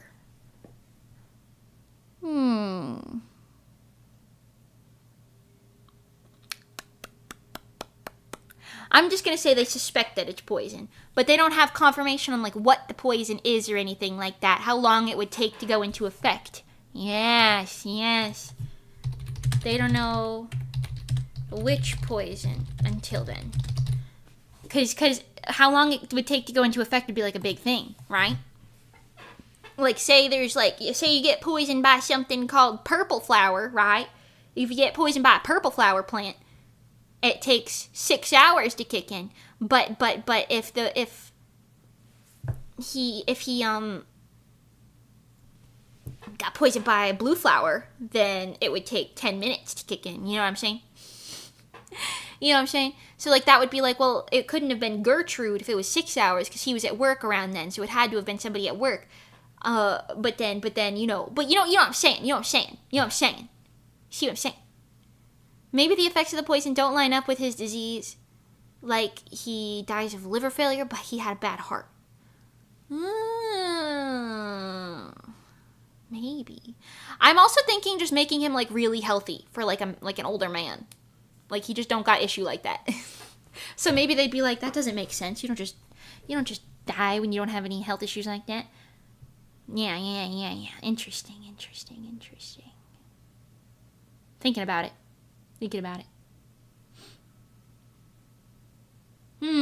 Right, okay. Maybe there's, like, also poisons. We could, like, establish this as, like, an early thing. Maybe there's some poisons that take multiple days to work.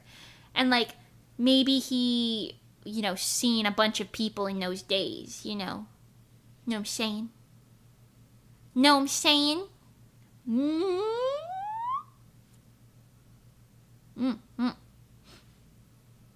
That's good. Yeah. I think making him, like, overall healthy is, like, good because then people won't be like, well, it makes sense that he died. He had a heart condition, He was 70 years old. You could be like, right, he was a perfectly healthy man, Not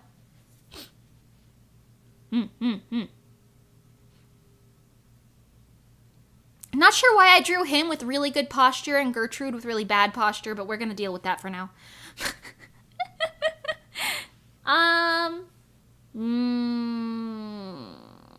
Right. What other little tiny details can we fit into this story? Wow, I'm yawning. Oh my god. Okay, right. What tiny details can we fit into this? Like little notes that would make it interesting. So like maybe they're thinking like, how do you kill a guy? How about a meteor hitting the city? That seems a tad out of the scope, I think. I think it's better if he was already sick and nobody suspects murder at first, because otherwise the police get involved. But if only the girls are investigating, it's harder to solve. That's kind of why I was like sort of against it being a PI thing. Because I feel like the girls work for like the police, right? Like they're detectives at like an actual thing. Like I don't know if they're PIs. Maybe they work with PIs, but maybe they themselves aren't PIs. You know what I'm saying? And maybe in this fictional world, the police, you know, talk to this detective agency about certain crimes and stuff, you know? I do see what you're saying, though. That does make sense.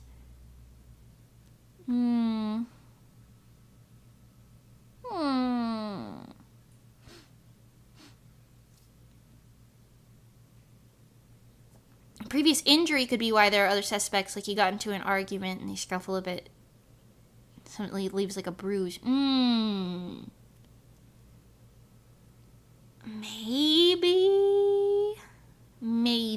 I'm trying to really roll with the poisoning route here, because I'm thinking about it. Like, what if a seemingly perfectly, let's roll with this just train of thought for a second. If a seemingly healthy, perfectly healthy 70-year-old man dies suddenly out of nowhere one day,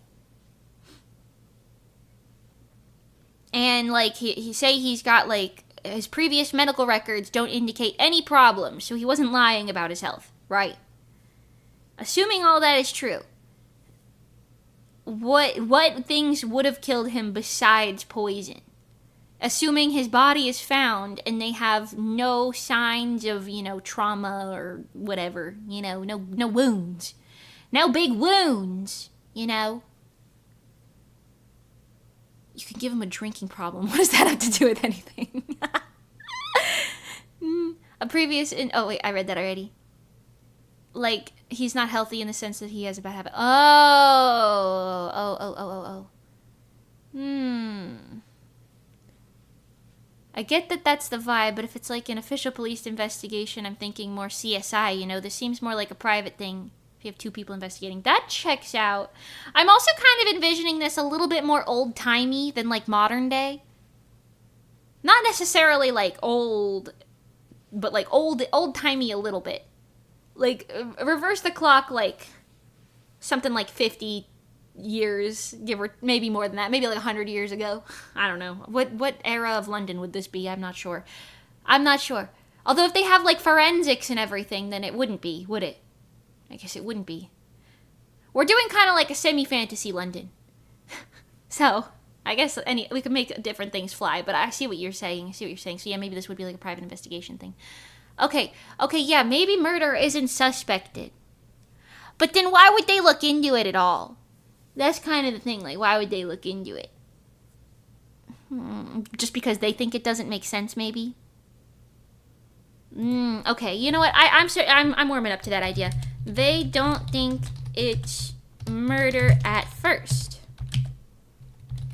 But then suspicions are confirmed with the toxicology report, maybe? That kind of gets rid of us being able to add in any other suspects, but that does make the crime itself make more sense, so I think that's more important. They didn't think it's murder at first, but then suspicions are confirmed with toxicology report, period. Whoa.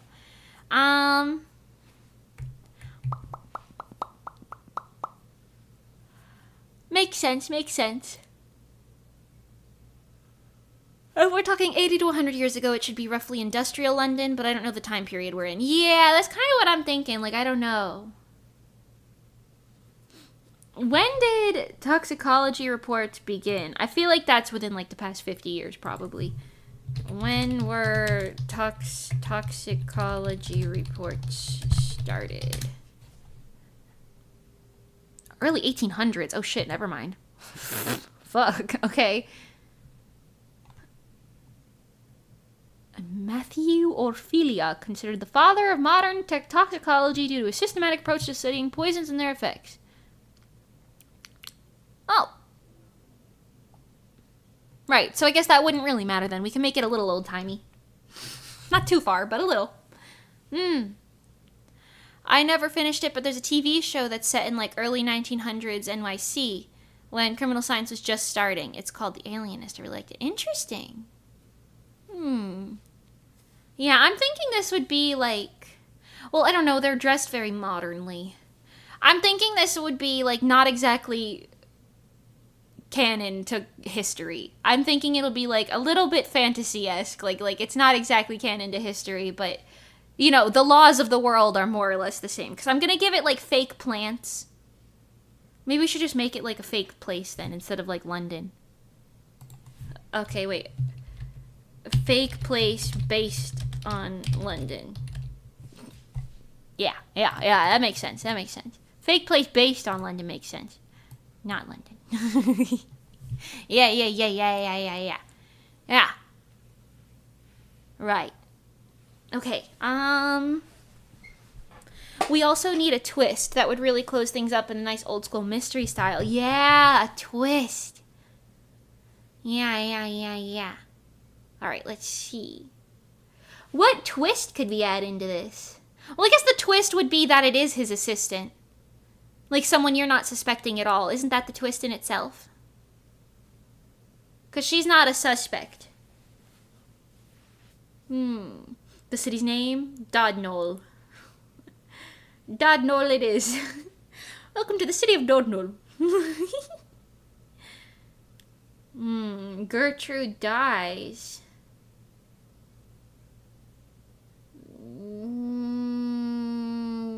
I would say yes, but why? I think it's an interesting like thing to be like, one of the suspects died, but like for what? For why? I think the assistant being the murderer is kind of like a twist in itself. I think that's kind of working. Plop some rocket zeppelins somewhere so people know it's not our world. Oh. That could be the first twist. Then she's part of another PI organization that the victim was investigating. That kind of goes against some of the stuff we've already written, though.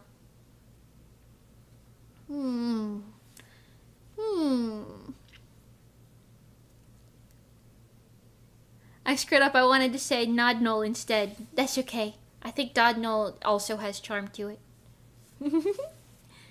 Maybe Gertrude accidentally poisons herself with the tea, and that's how the girls start getting suspicious. Oh! Wait, that's like a crazy thing. Okay, think about it. The teapot gets brought home with the mentor, right? Because he, like... I don't know, he didn't want to keep that because he knew he got poisoned when he drank it, and it gets brought home. He intends to get rid of it. He tells his wife, don't use that teapot. Right? And then she's like, well, fuck you, I don't give a fuck. My name's Gertrude. And she drinks the tea or she makes tea in the teapot and drinks the poison. And she dies. The girls are like, now that's suspicious. Why'd they both die in the same house overnight? That's why they're like, this must be murder. Right? So they're investigating it. Oh, yes. Okay, hold on. Right, okay. Right, we're writing this down. I like this. Gertrude also dies that night. She's a suspect because it's like maybe she poisoned something, but she also like accidentally poisoned herself. But like she was just like a unfortunate accident with this, right? Okay, hold on. Gertrude also dies that night because she ignored her husband's warning. Since they live together, I might not make them exes. Now that I'm thinking about it, they might just be like an old angry married couple. I don't know. Anyway, because she ignored her husband's warning to not use the teapot, and That's why murder is suspected, because 2 people died. And then they find out because the teapot is in the house. The like primary thing that gives it away. Mizuki sees the teapot in the house, but her photographic memory, because she has that photographic memory, shows that the teapot was still in the office when they left moments ago.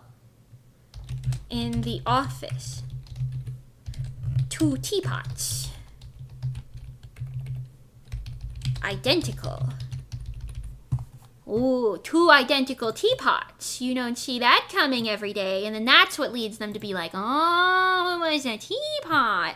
Now that is a little bit much, right? But maybe, okay.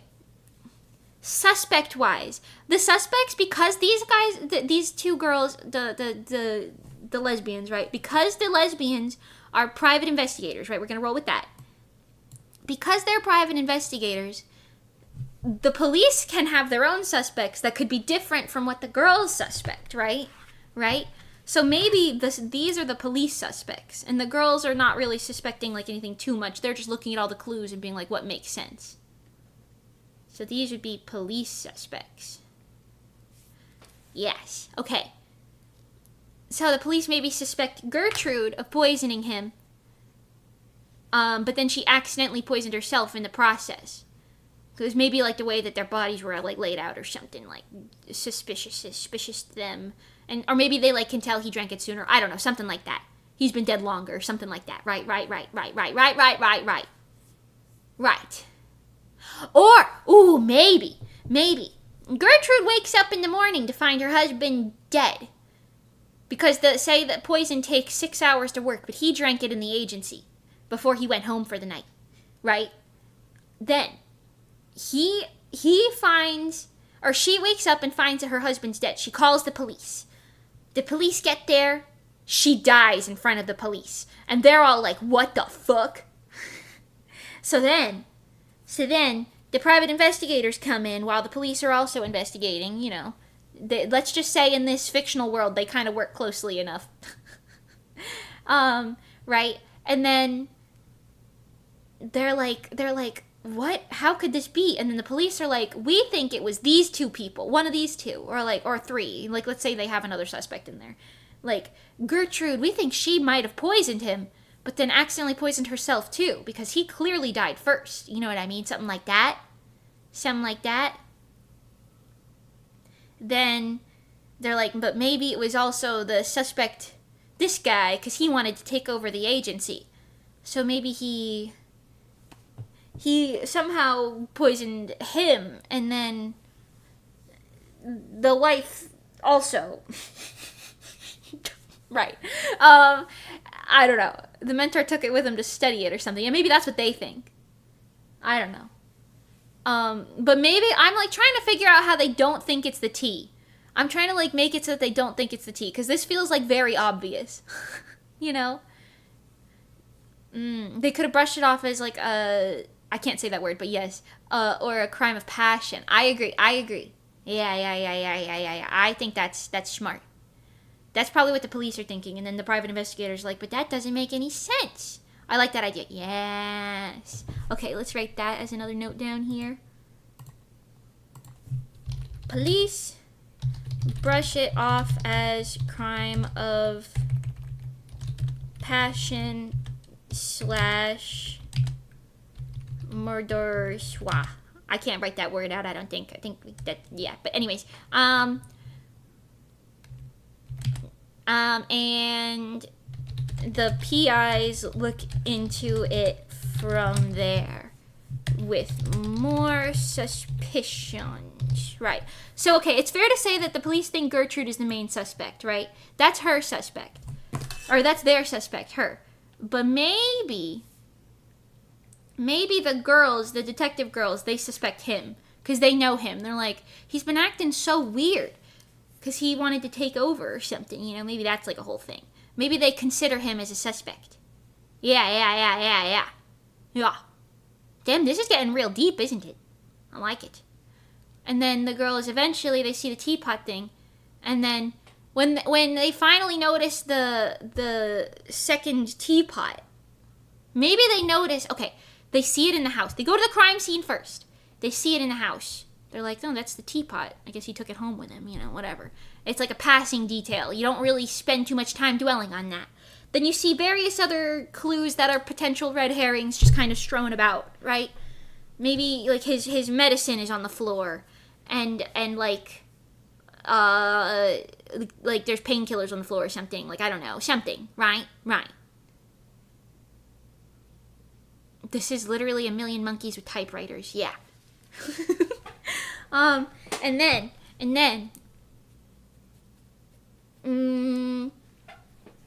they go to the agency later, and they're like, I don't know how this could have happened.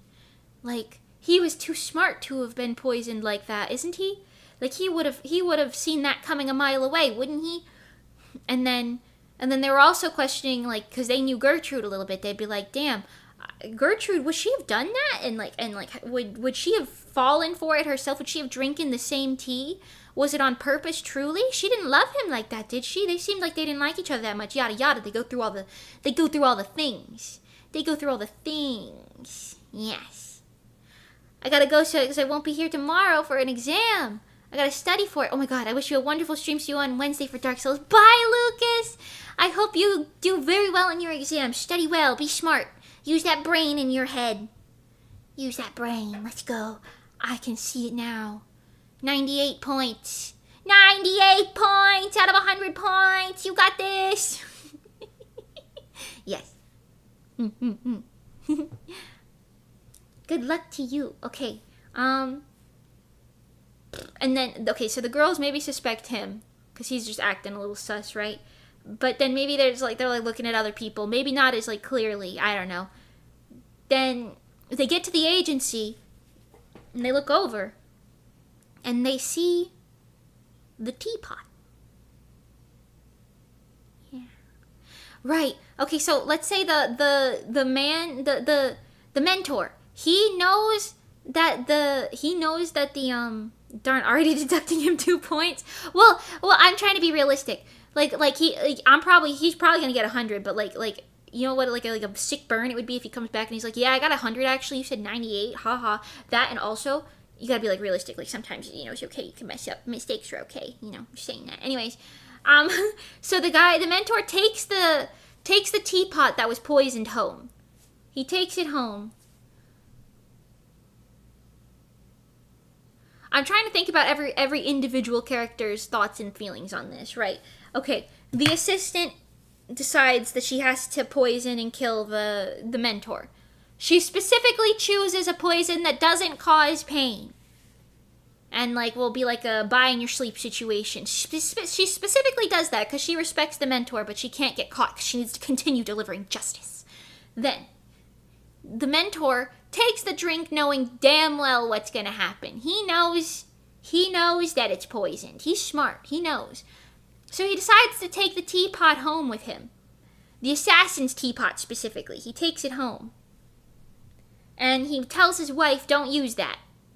Throw it away. Or something, Or maybe he throws it away and then the wife is like, throwing away such a good teapot. This is why I hate that man. And she takes it out and then uses it. I don't know. Maybe he leaves it next to the garbage or something. I don't know. Whatever. Details that we can figure out later. And then she uses the teapot herself. So she puts herself on the 6-hour timer or whatever. Wakes up in the morning, sees that her husband is dead. And then she's like, oh my god. She calls the police. She dies while the police are there. And they're like, what the fuck? What the fuck? Then, yeah, it progresses from there. The teapots, though. Then the police don't think anything of it. Because they're like, oh, this was moita squaggy squaw with maybe the pills? Because maybe we'll leave pills on the floor, And they think that. They don't suspect the tea. Maybe they suspect the food or something. Right? Yeah. I don't know. They suspect something else, and they're like, yep, that must be it, case closed. Then the PIgers are like, hell no, case not closed. That's not normal. Then,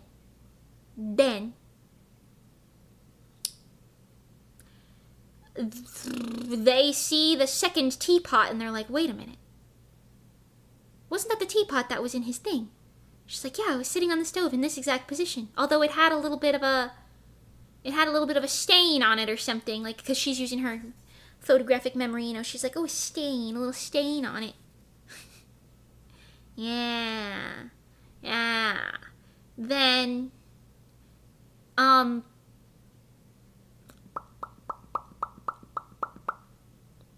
yes, they use that, and then they're like, hold on a minute. They take the teapot, and then they look at it, and they're like, well, this is a normal teapot.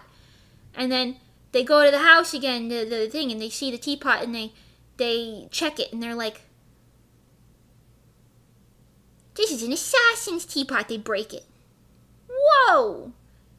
Case closed. Except it's not closed, because they have to figure out who brought the assassin's teapot. Would it be a secretary, a fellow agent in the office? And then something else happens. Maybe we got to figure out what that something else is. It dawns on them, and they're like, the assistant poured him a cup, but she didn't die because she also had a cup. Oh, that makes sense to me. Like, maybe when they were leaving, another thing with the photographic memory, right? Maybe when they were leaving the office the previous night, the two detective girls, they were leaving. They saw that the mentor and the assistant were both having tea. They were both drinking tea. But the assistant didn't die. And then they're like, wait a minute. She drank the tea and didn't die. But Gertrude drank the tea and did die. She must have used the non-assassin killing mechanism. How do we think about that? Yes. I like that. I like that as like a little like, oh, that's how they like pin it to her. I'm gonna write that. Girls saw assistant and mentor having tea previous day. Right. Or whenever they, I don't know what the timeline is looking like here, but we're just gonna roll with it. We're gonna roll with it. Roll with it. Right. They investigate the tea and discover the poison takes X hours to kick in. They heard the neighbors witness about the time the mentor came home and the time they heard the wife scream in horror. So they go into investigating and discover the assistant. I think I see what you're saying. Like, while they're waiting for the toxicology report or something, I guess, they're like,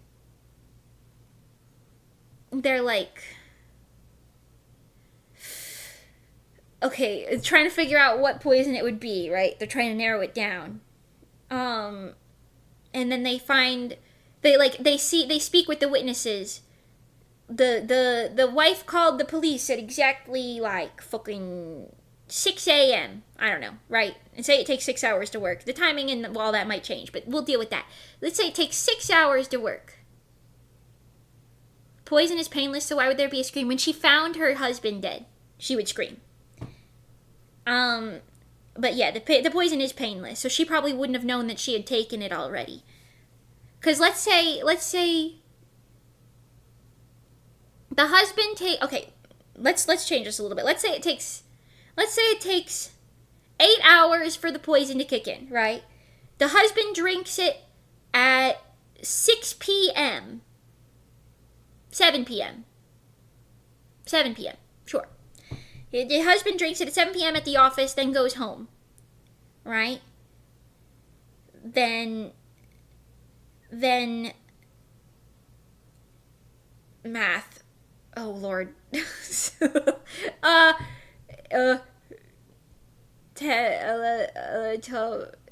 a.m. Okay, well, ignore the timing. Let's just pretend the time makes sense. It takes X amount of hours for the stuff to kick in, right? Then he drinks it at 7 p.m. He goes home. X amount of hours pass. His wife wakes up, sees him dead. She screams. She makes herself a cup of tea to calm down while the police come. No, she makes herself a cup of tea first. Drinks the tea. Walks into the room where her husband lies dead. She screams, calls the police. She's already drinking the tea. That makes more sense. I like that. Right. Then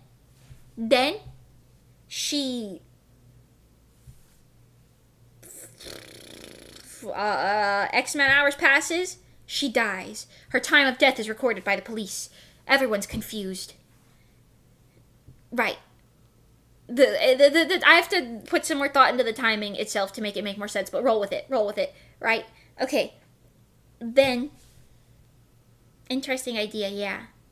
Or maybe she had like a sip the night before. Let's say it takes like 8 to 10 hours to kick in. He drinks it at whatever time. He dies around like 6 a.m. or something. She drank it 4 or 5 hours later than him in the night. She has like an extra 4 hours or whatever in like the next day. So she dies around like 10 a.m. or something, right? Anyways, so they could put it together, like the timelines. They could put the timelines together. And they're like, it must take X amount of hours to kick in. Which means it could be like some of these various poisons. And then they check the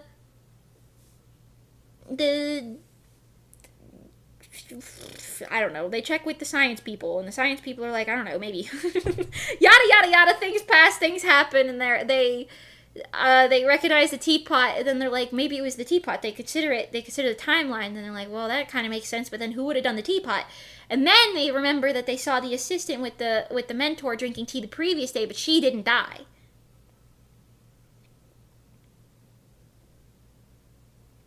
Is that enough? Could be coincidence. They could probably be like, well, she might have just... No, because maybe for the assassin's teapot thing to work, you have to pour it like a very specific way to not get poisoned. I think I'm doing that backwards. I think assassin's teapots work the other way. Let me Google that. How does assassin's teapot work? A dual chamber design, and the principles of surface tension and atmospheric pressure to selectively pour different liquids. By strategically covering or uncovering air holes in the teapot, it can control which chamber's contents are dispensed, allowing for a seemingly normal drink to be served alongside a poison one. Okay. So it's not like you pour it one way and then you push a button, it pours a different way. It's just kind of like depending on how you hold it, I guess, technically. So I could see what I said being how it works. Right. I'm sure we need to add in like a couple extra little suspicious details. But that seems pretty good, I won't lie. That seems pretty good, I think. Right? You guys think of any extra details that you think would be like a big thing? That would be like, ooh.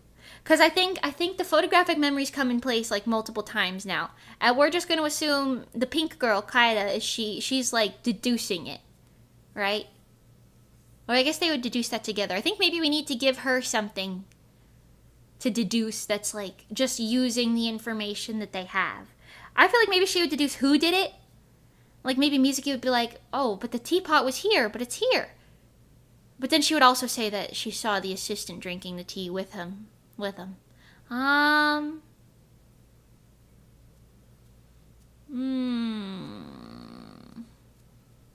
feel like I need to add an extra clue in there to really lock it down.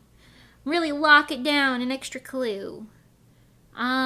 Which maybe the extra clue would be related to her motive, which would be the other murder. Right? So maybe like, since the mentor was getting close to finding out about the murder that she did to like the other guy, the man and his brother, previously to this, right? Maybe they find that out. Because maybe they find out that the brother is dead. Yeah, we were saying that earlier. Okay. So the guy who spills coffee on purpose on the assistant, right? We were saying he's the brother of the current murder victim that the mentor is trying to solve the murder of, right? Yes. and the assistant gives that look to that guy who spilled the coffee on her, right? She kills that guy, right? Maybe Kaida can like have also witnessed the coffee thing, but she didn't witness the like slip up. Maybe she didn't see that, but she saw the coffee thing happen too. And then maybe she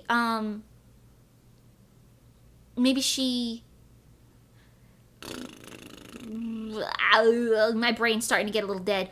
It's okay. Maybe she just thinks about all the little details, and she's like, wait, that guy died though. Who has a motive to kill that guy? And then maybe looking into that murder is how they also think like, oh, is that why this happened? Yada yada, etc. etc. Boom. Serial killer behind bars. What do we think about that? Does that make sense? I think so. It's a little complicated, but I think it works.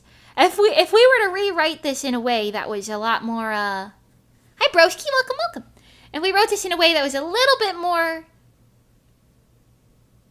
in order and a little less chaos looking, I think it would make a lot of sense. But I think we've put together a nice mystery here. Cause like I've heard like the keys to writing a good mystery are like giving the reader subtle clues that they would be able to technically solve it on their own. So I think maybe like in backgrounds and stuff, right? We could draw the double teapots, like, you know, draw the teapots in two different locations before we say it out loud via the detective's eyeballs, right? And then like maybe we can also be like showing like little things and stuff. I don't know. Is this a novel or a webcomic? More of a manga. Maybe webcomic. But yeah, like written that way. Yeah. So I think we could do like little subtleties, you know? Little subtleties, maybe? Seems chaotic. Writing a mystery must be really hard. Because I'm thinking about this now and I'm like, okay, where would I even start with writing this? Probably like, he's dead! That would be like the beginning. And then you write like the after part, but then you go back and write the before part after the after part. And then you write the after the before part. True, if it's too much of a twist, the reader will feel cheated. Yeah. But like twist enough that you'd be able to be like, oh. So you have to like show specific stuff first before you show other things. So like I think we could show, maybe the opening scene would be them seeing the assistant and the mentor having tea together and just like a quick like good night, and they walk away, and then you meet the two main characters. You meet the two main characters through that. I like that. Like the first scene you see is them like leaving the agency. You see some like shots of like, you know, you see some shots of like the agency, people in the agency. They say goodnight to the mentor and the assistant, but you see them having tea in that exact shot. First page, you see the murder taking place actively. Well, you don't know it. That's pretty sick, don't you think? Then you see the girls leave, you see the two girls like talk to each other, you see a little bit about them, you learn about them, and then you're all involved in the girls' love subplot, so you don't even know what's going on, right? Maybe they're talking about a separate case or something. Unrelated entirely. But not unrelated entirely. They're talking about a separate case who's a different victim of the assistant. But you don't find that out till later. And you know what? The different case could be the brother of the guy who spills coffee on this person, because on the other brother, on the assistant, because they could be talking about that, because that would be the same day that the whole coffee incident even happened. So that makes sense, right? Okay, hold on, everyone. Stick with me here. New file. Stick with me. Hold on. I'll make the color more appealing to the eyeballs. Nice. Okay. We've got pages. Storyboarding prowess with Mimi. Boom. That's a page right there. Get rid of that. It's a little much. Boom. Boom, boom, boom, boom. I want you in my room. Spend the night together from now until forever. Boom, boom, boom, boom. Exactamundo. Right. So, first page. We include a panel. This isn't going to be like the entire page. I don't know about that. But we include a panel where you see them. This is the assistant sitting at the desk. She's probably facing away, but she's turned to say bye, right? And then this is the desk, and then they have tea. You see tea prominently on the table. This is the old man detective in his hat with his monocle. Looks just like him, I know. You see this, page 1. And the next page is, you see the girls, they're saying bye-bye.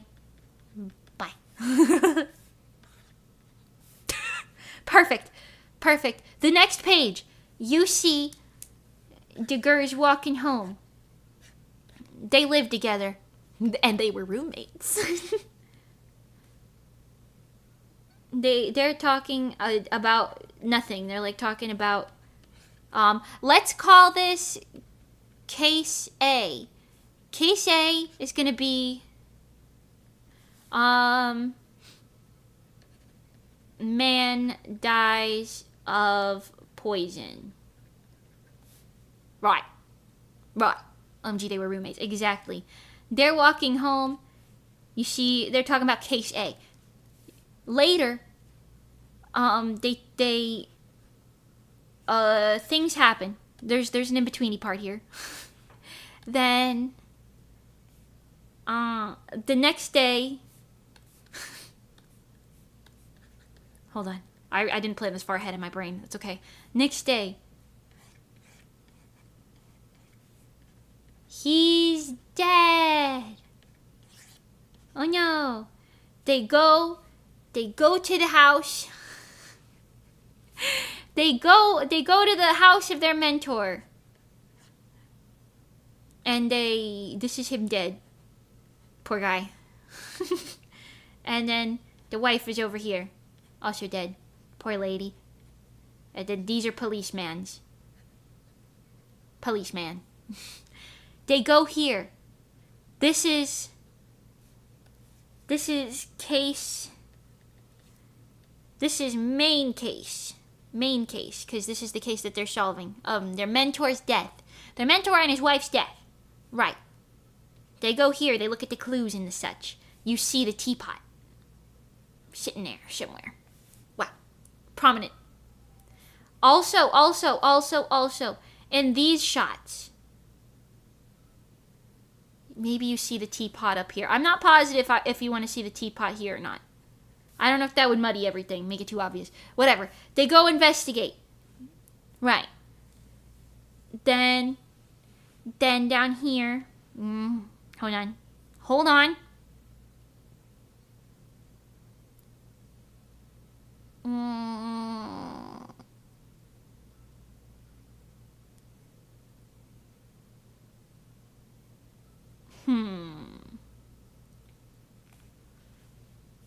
Right. Then they say,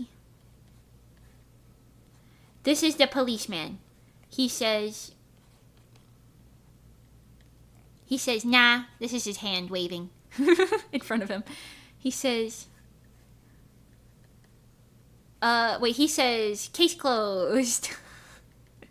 He says, case closed. We know what it was. And then they're like, nah. They're like, nah, couldn't be it. Nah, right. Wonderful, thrilling story. Then, some extra things happen. Again.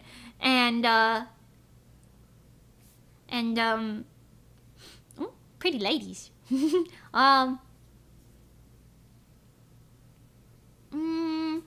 They go back to the office and they see the teapot. Or the agency, whatever. Agency. Teapot. They see the teapot. And they're like, huh? And then, the story progression is really good, I know.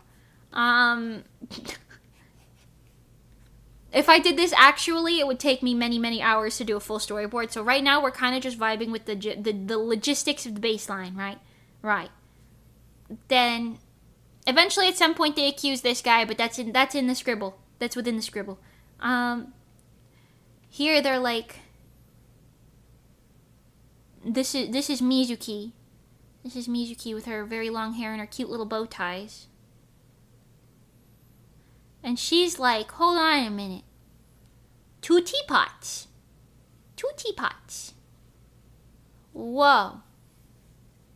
2?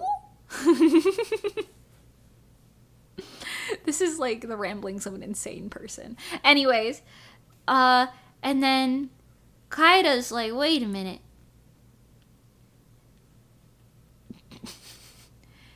And then she refers to this. They were having tea. Right. Then they both go, oh my god. And they talk about, this is what I wanted to get to. They talk about case B. Case B is man's brother dies of poison. Right.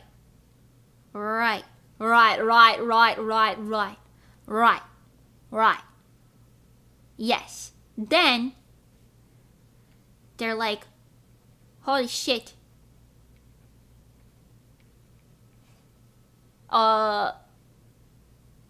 Assistant. Boom! Case solved. Truly the most everything. Somewhere in here you see the suspects. And then there's a lot more girls' love mixed in. Boom! Boom! I like it. I think we've written a good one. Now imagine this being written in much more detail.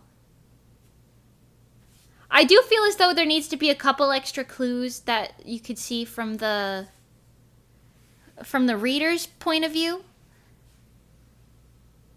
I feel like, yeah. And then we even know where it goes from after this a little bit, because the assistant gets arrested, and then they hear about her motive, and then she confesses to all the other crimes, including case A and B, I suppose. And she's in jail, and she helps them on future things. Yeah.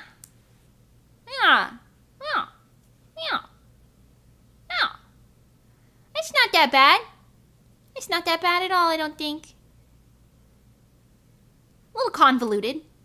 But as like an opening mystery to like a mystery book, you know what I mean? About like a detective duo. It's like an opening mystery. I kind of like it. I do think there needs to be extra clues. I do think the second teapot is like the nail in the coffin situation. Because then, like, they see, like, they remember, like, she was drinking the tea also and she didn't die. Like, that's kind of giving, like, that's, like, nail in the coffin. But I feel like there needs to be a couple extra things. Maybe the girls think about it and they're like, is there a serial poisoner going around? Because, like, maybe nobody else really considered that it was, like, a serial thing. Maybe it's just like a time period where there's a lot of poisoning going on. I don't know. And maybe they're like, this might be a serial thing because it's always men being killed with poison. Maybe. I don't know. Maybe that's like the part of the subplot that they're looking into. I don't know. What do I know? Nothing. What do I know? I don't know. Maybe. Right, well, my brain doesn't work anymore, and it's been 3 hours. What are we thinking? How do we feel about this? Do we like it? I like it.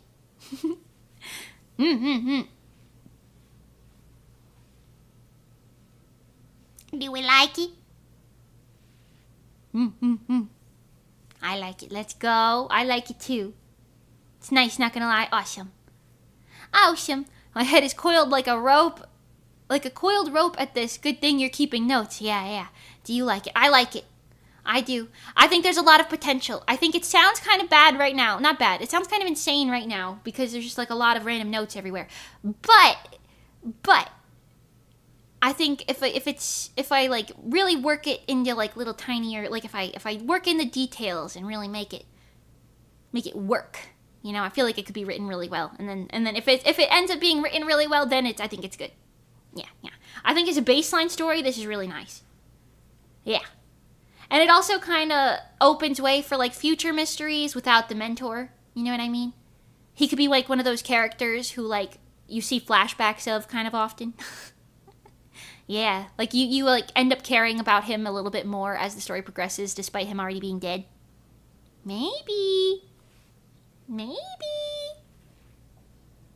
It's a very good storyboard, and I would 100% read it. Thank you. I would read it. Yes.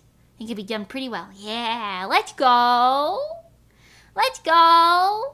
I really like the assistant character. I pulled her out of my ass, design-wise, but I quite like her. I mean, this is giving like such an ominous vibe. This like 4-line drawing is giving a really ominous vibe, but I like it. Anyways, let's admire our beautiful detectives. Wow. I drew this last year at some point, I think. Or maybe earlier this year. No, I think I drew it earlier this year. I don't really remember. Wait, I think I could check. Women! I love women too. Oh yeah, I drew it this year. Earlier this year. It's in my illustrations on my website. Nice and easy way to keep track of things over there. Yes. Yeah. I really like their little outfits too. The little green leaf things that they have on their busts. The one has it on her tie, and then the other one has it on her like collar thing. But the little green leaf thing, that's like something that all of the detectives at their agency have. And you know what you guys were saying earlier, it could be a cool idea to give like other agencies, like competing agencies, like different leaves or something. Different little symbols, I don't know. Yeah, I like it. Picasso!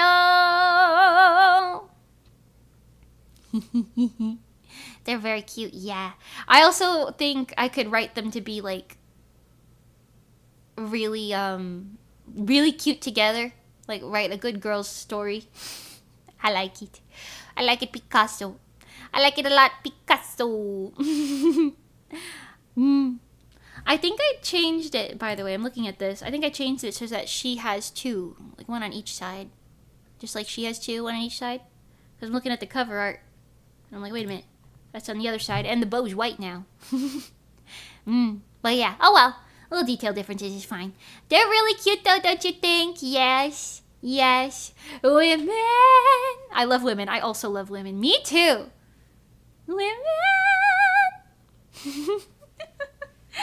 Now, when will this story be written? No fucking clue, but I'm liking it so far. I like the plucky mascot you haven't added yet. I don't like to add little guys usually to my stories. I don't usually add little guys.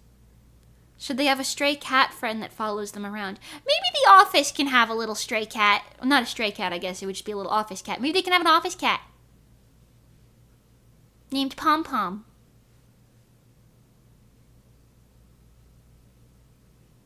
I like that. Or maybe named like Cypher or something like detective-y. I haven't got little reports back down here. Lots of details in this. What the hell was I cooking? Damn. Anyways, I like it a lot. We've written a lovely first mystery here. Picasso. And now I'm excited to actually storyboard it. But for now, I shan't. Because the stream is over. I used a lot of brain cells on that. That's the sort of thing that happens with writing, though. I feel like it's kind of normal to be like, oh, I'm really cooking, and then you cook enough, and then you're like, wow, I am tired.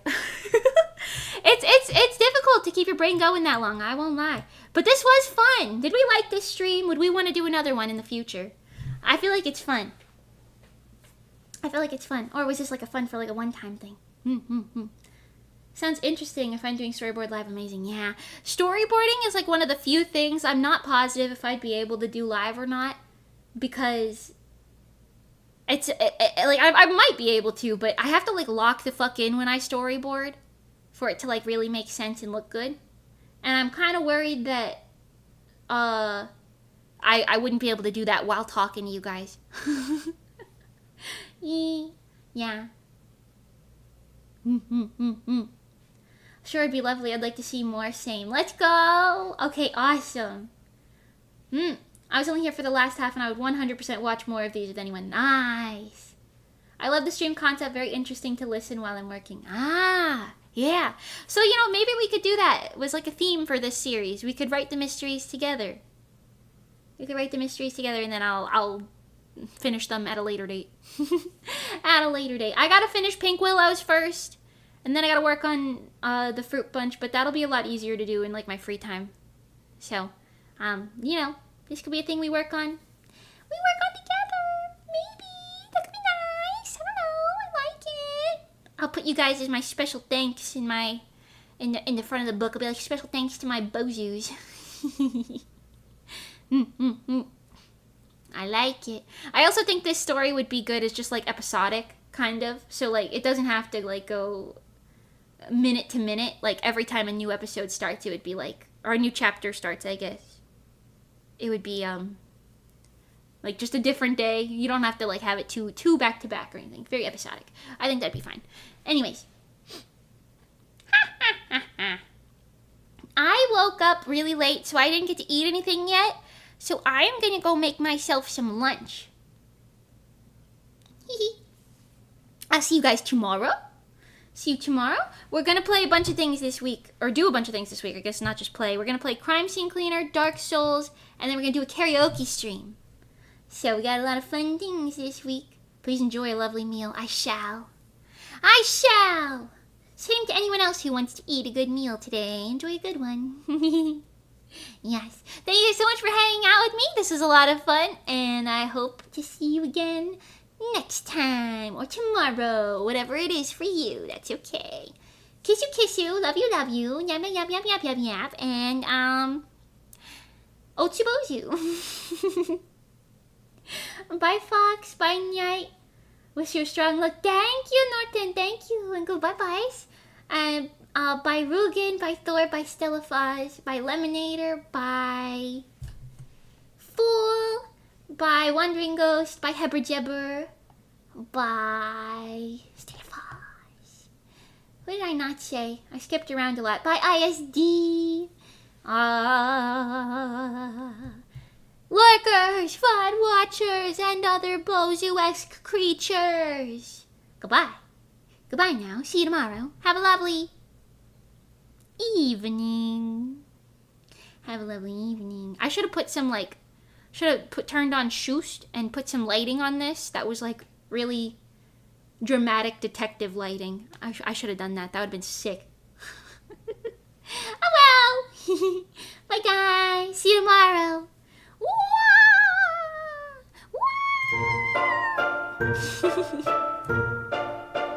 Me when my name's Gertrude and I find my detective estranged husband dead on the floor.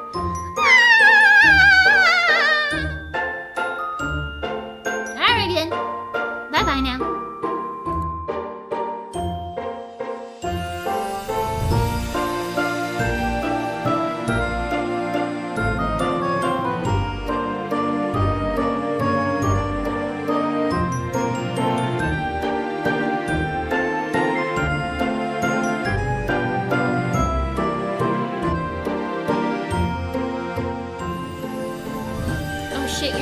Let's raid someone. Thanks for reminding me, I forgot. Let's see who we can raid. Who's up and about?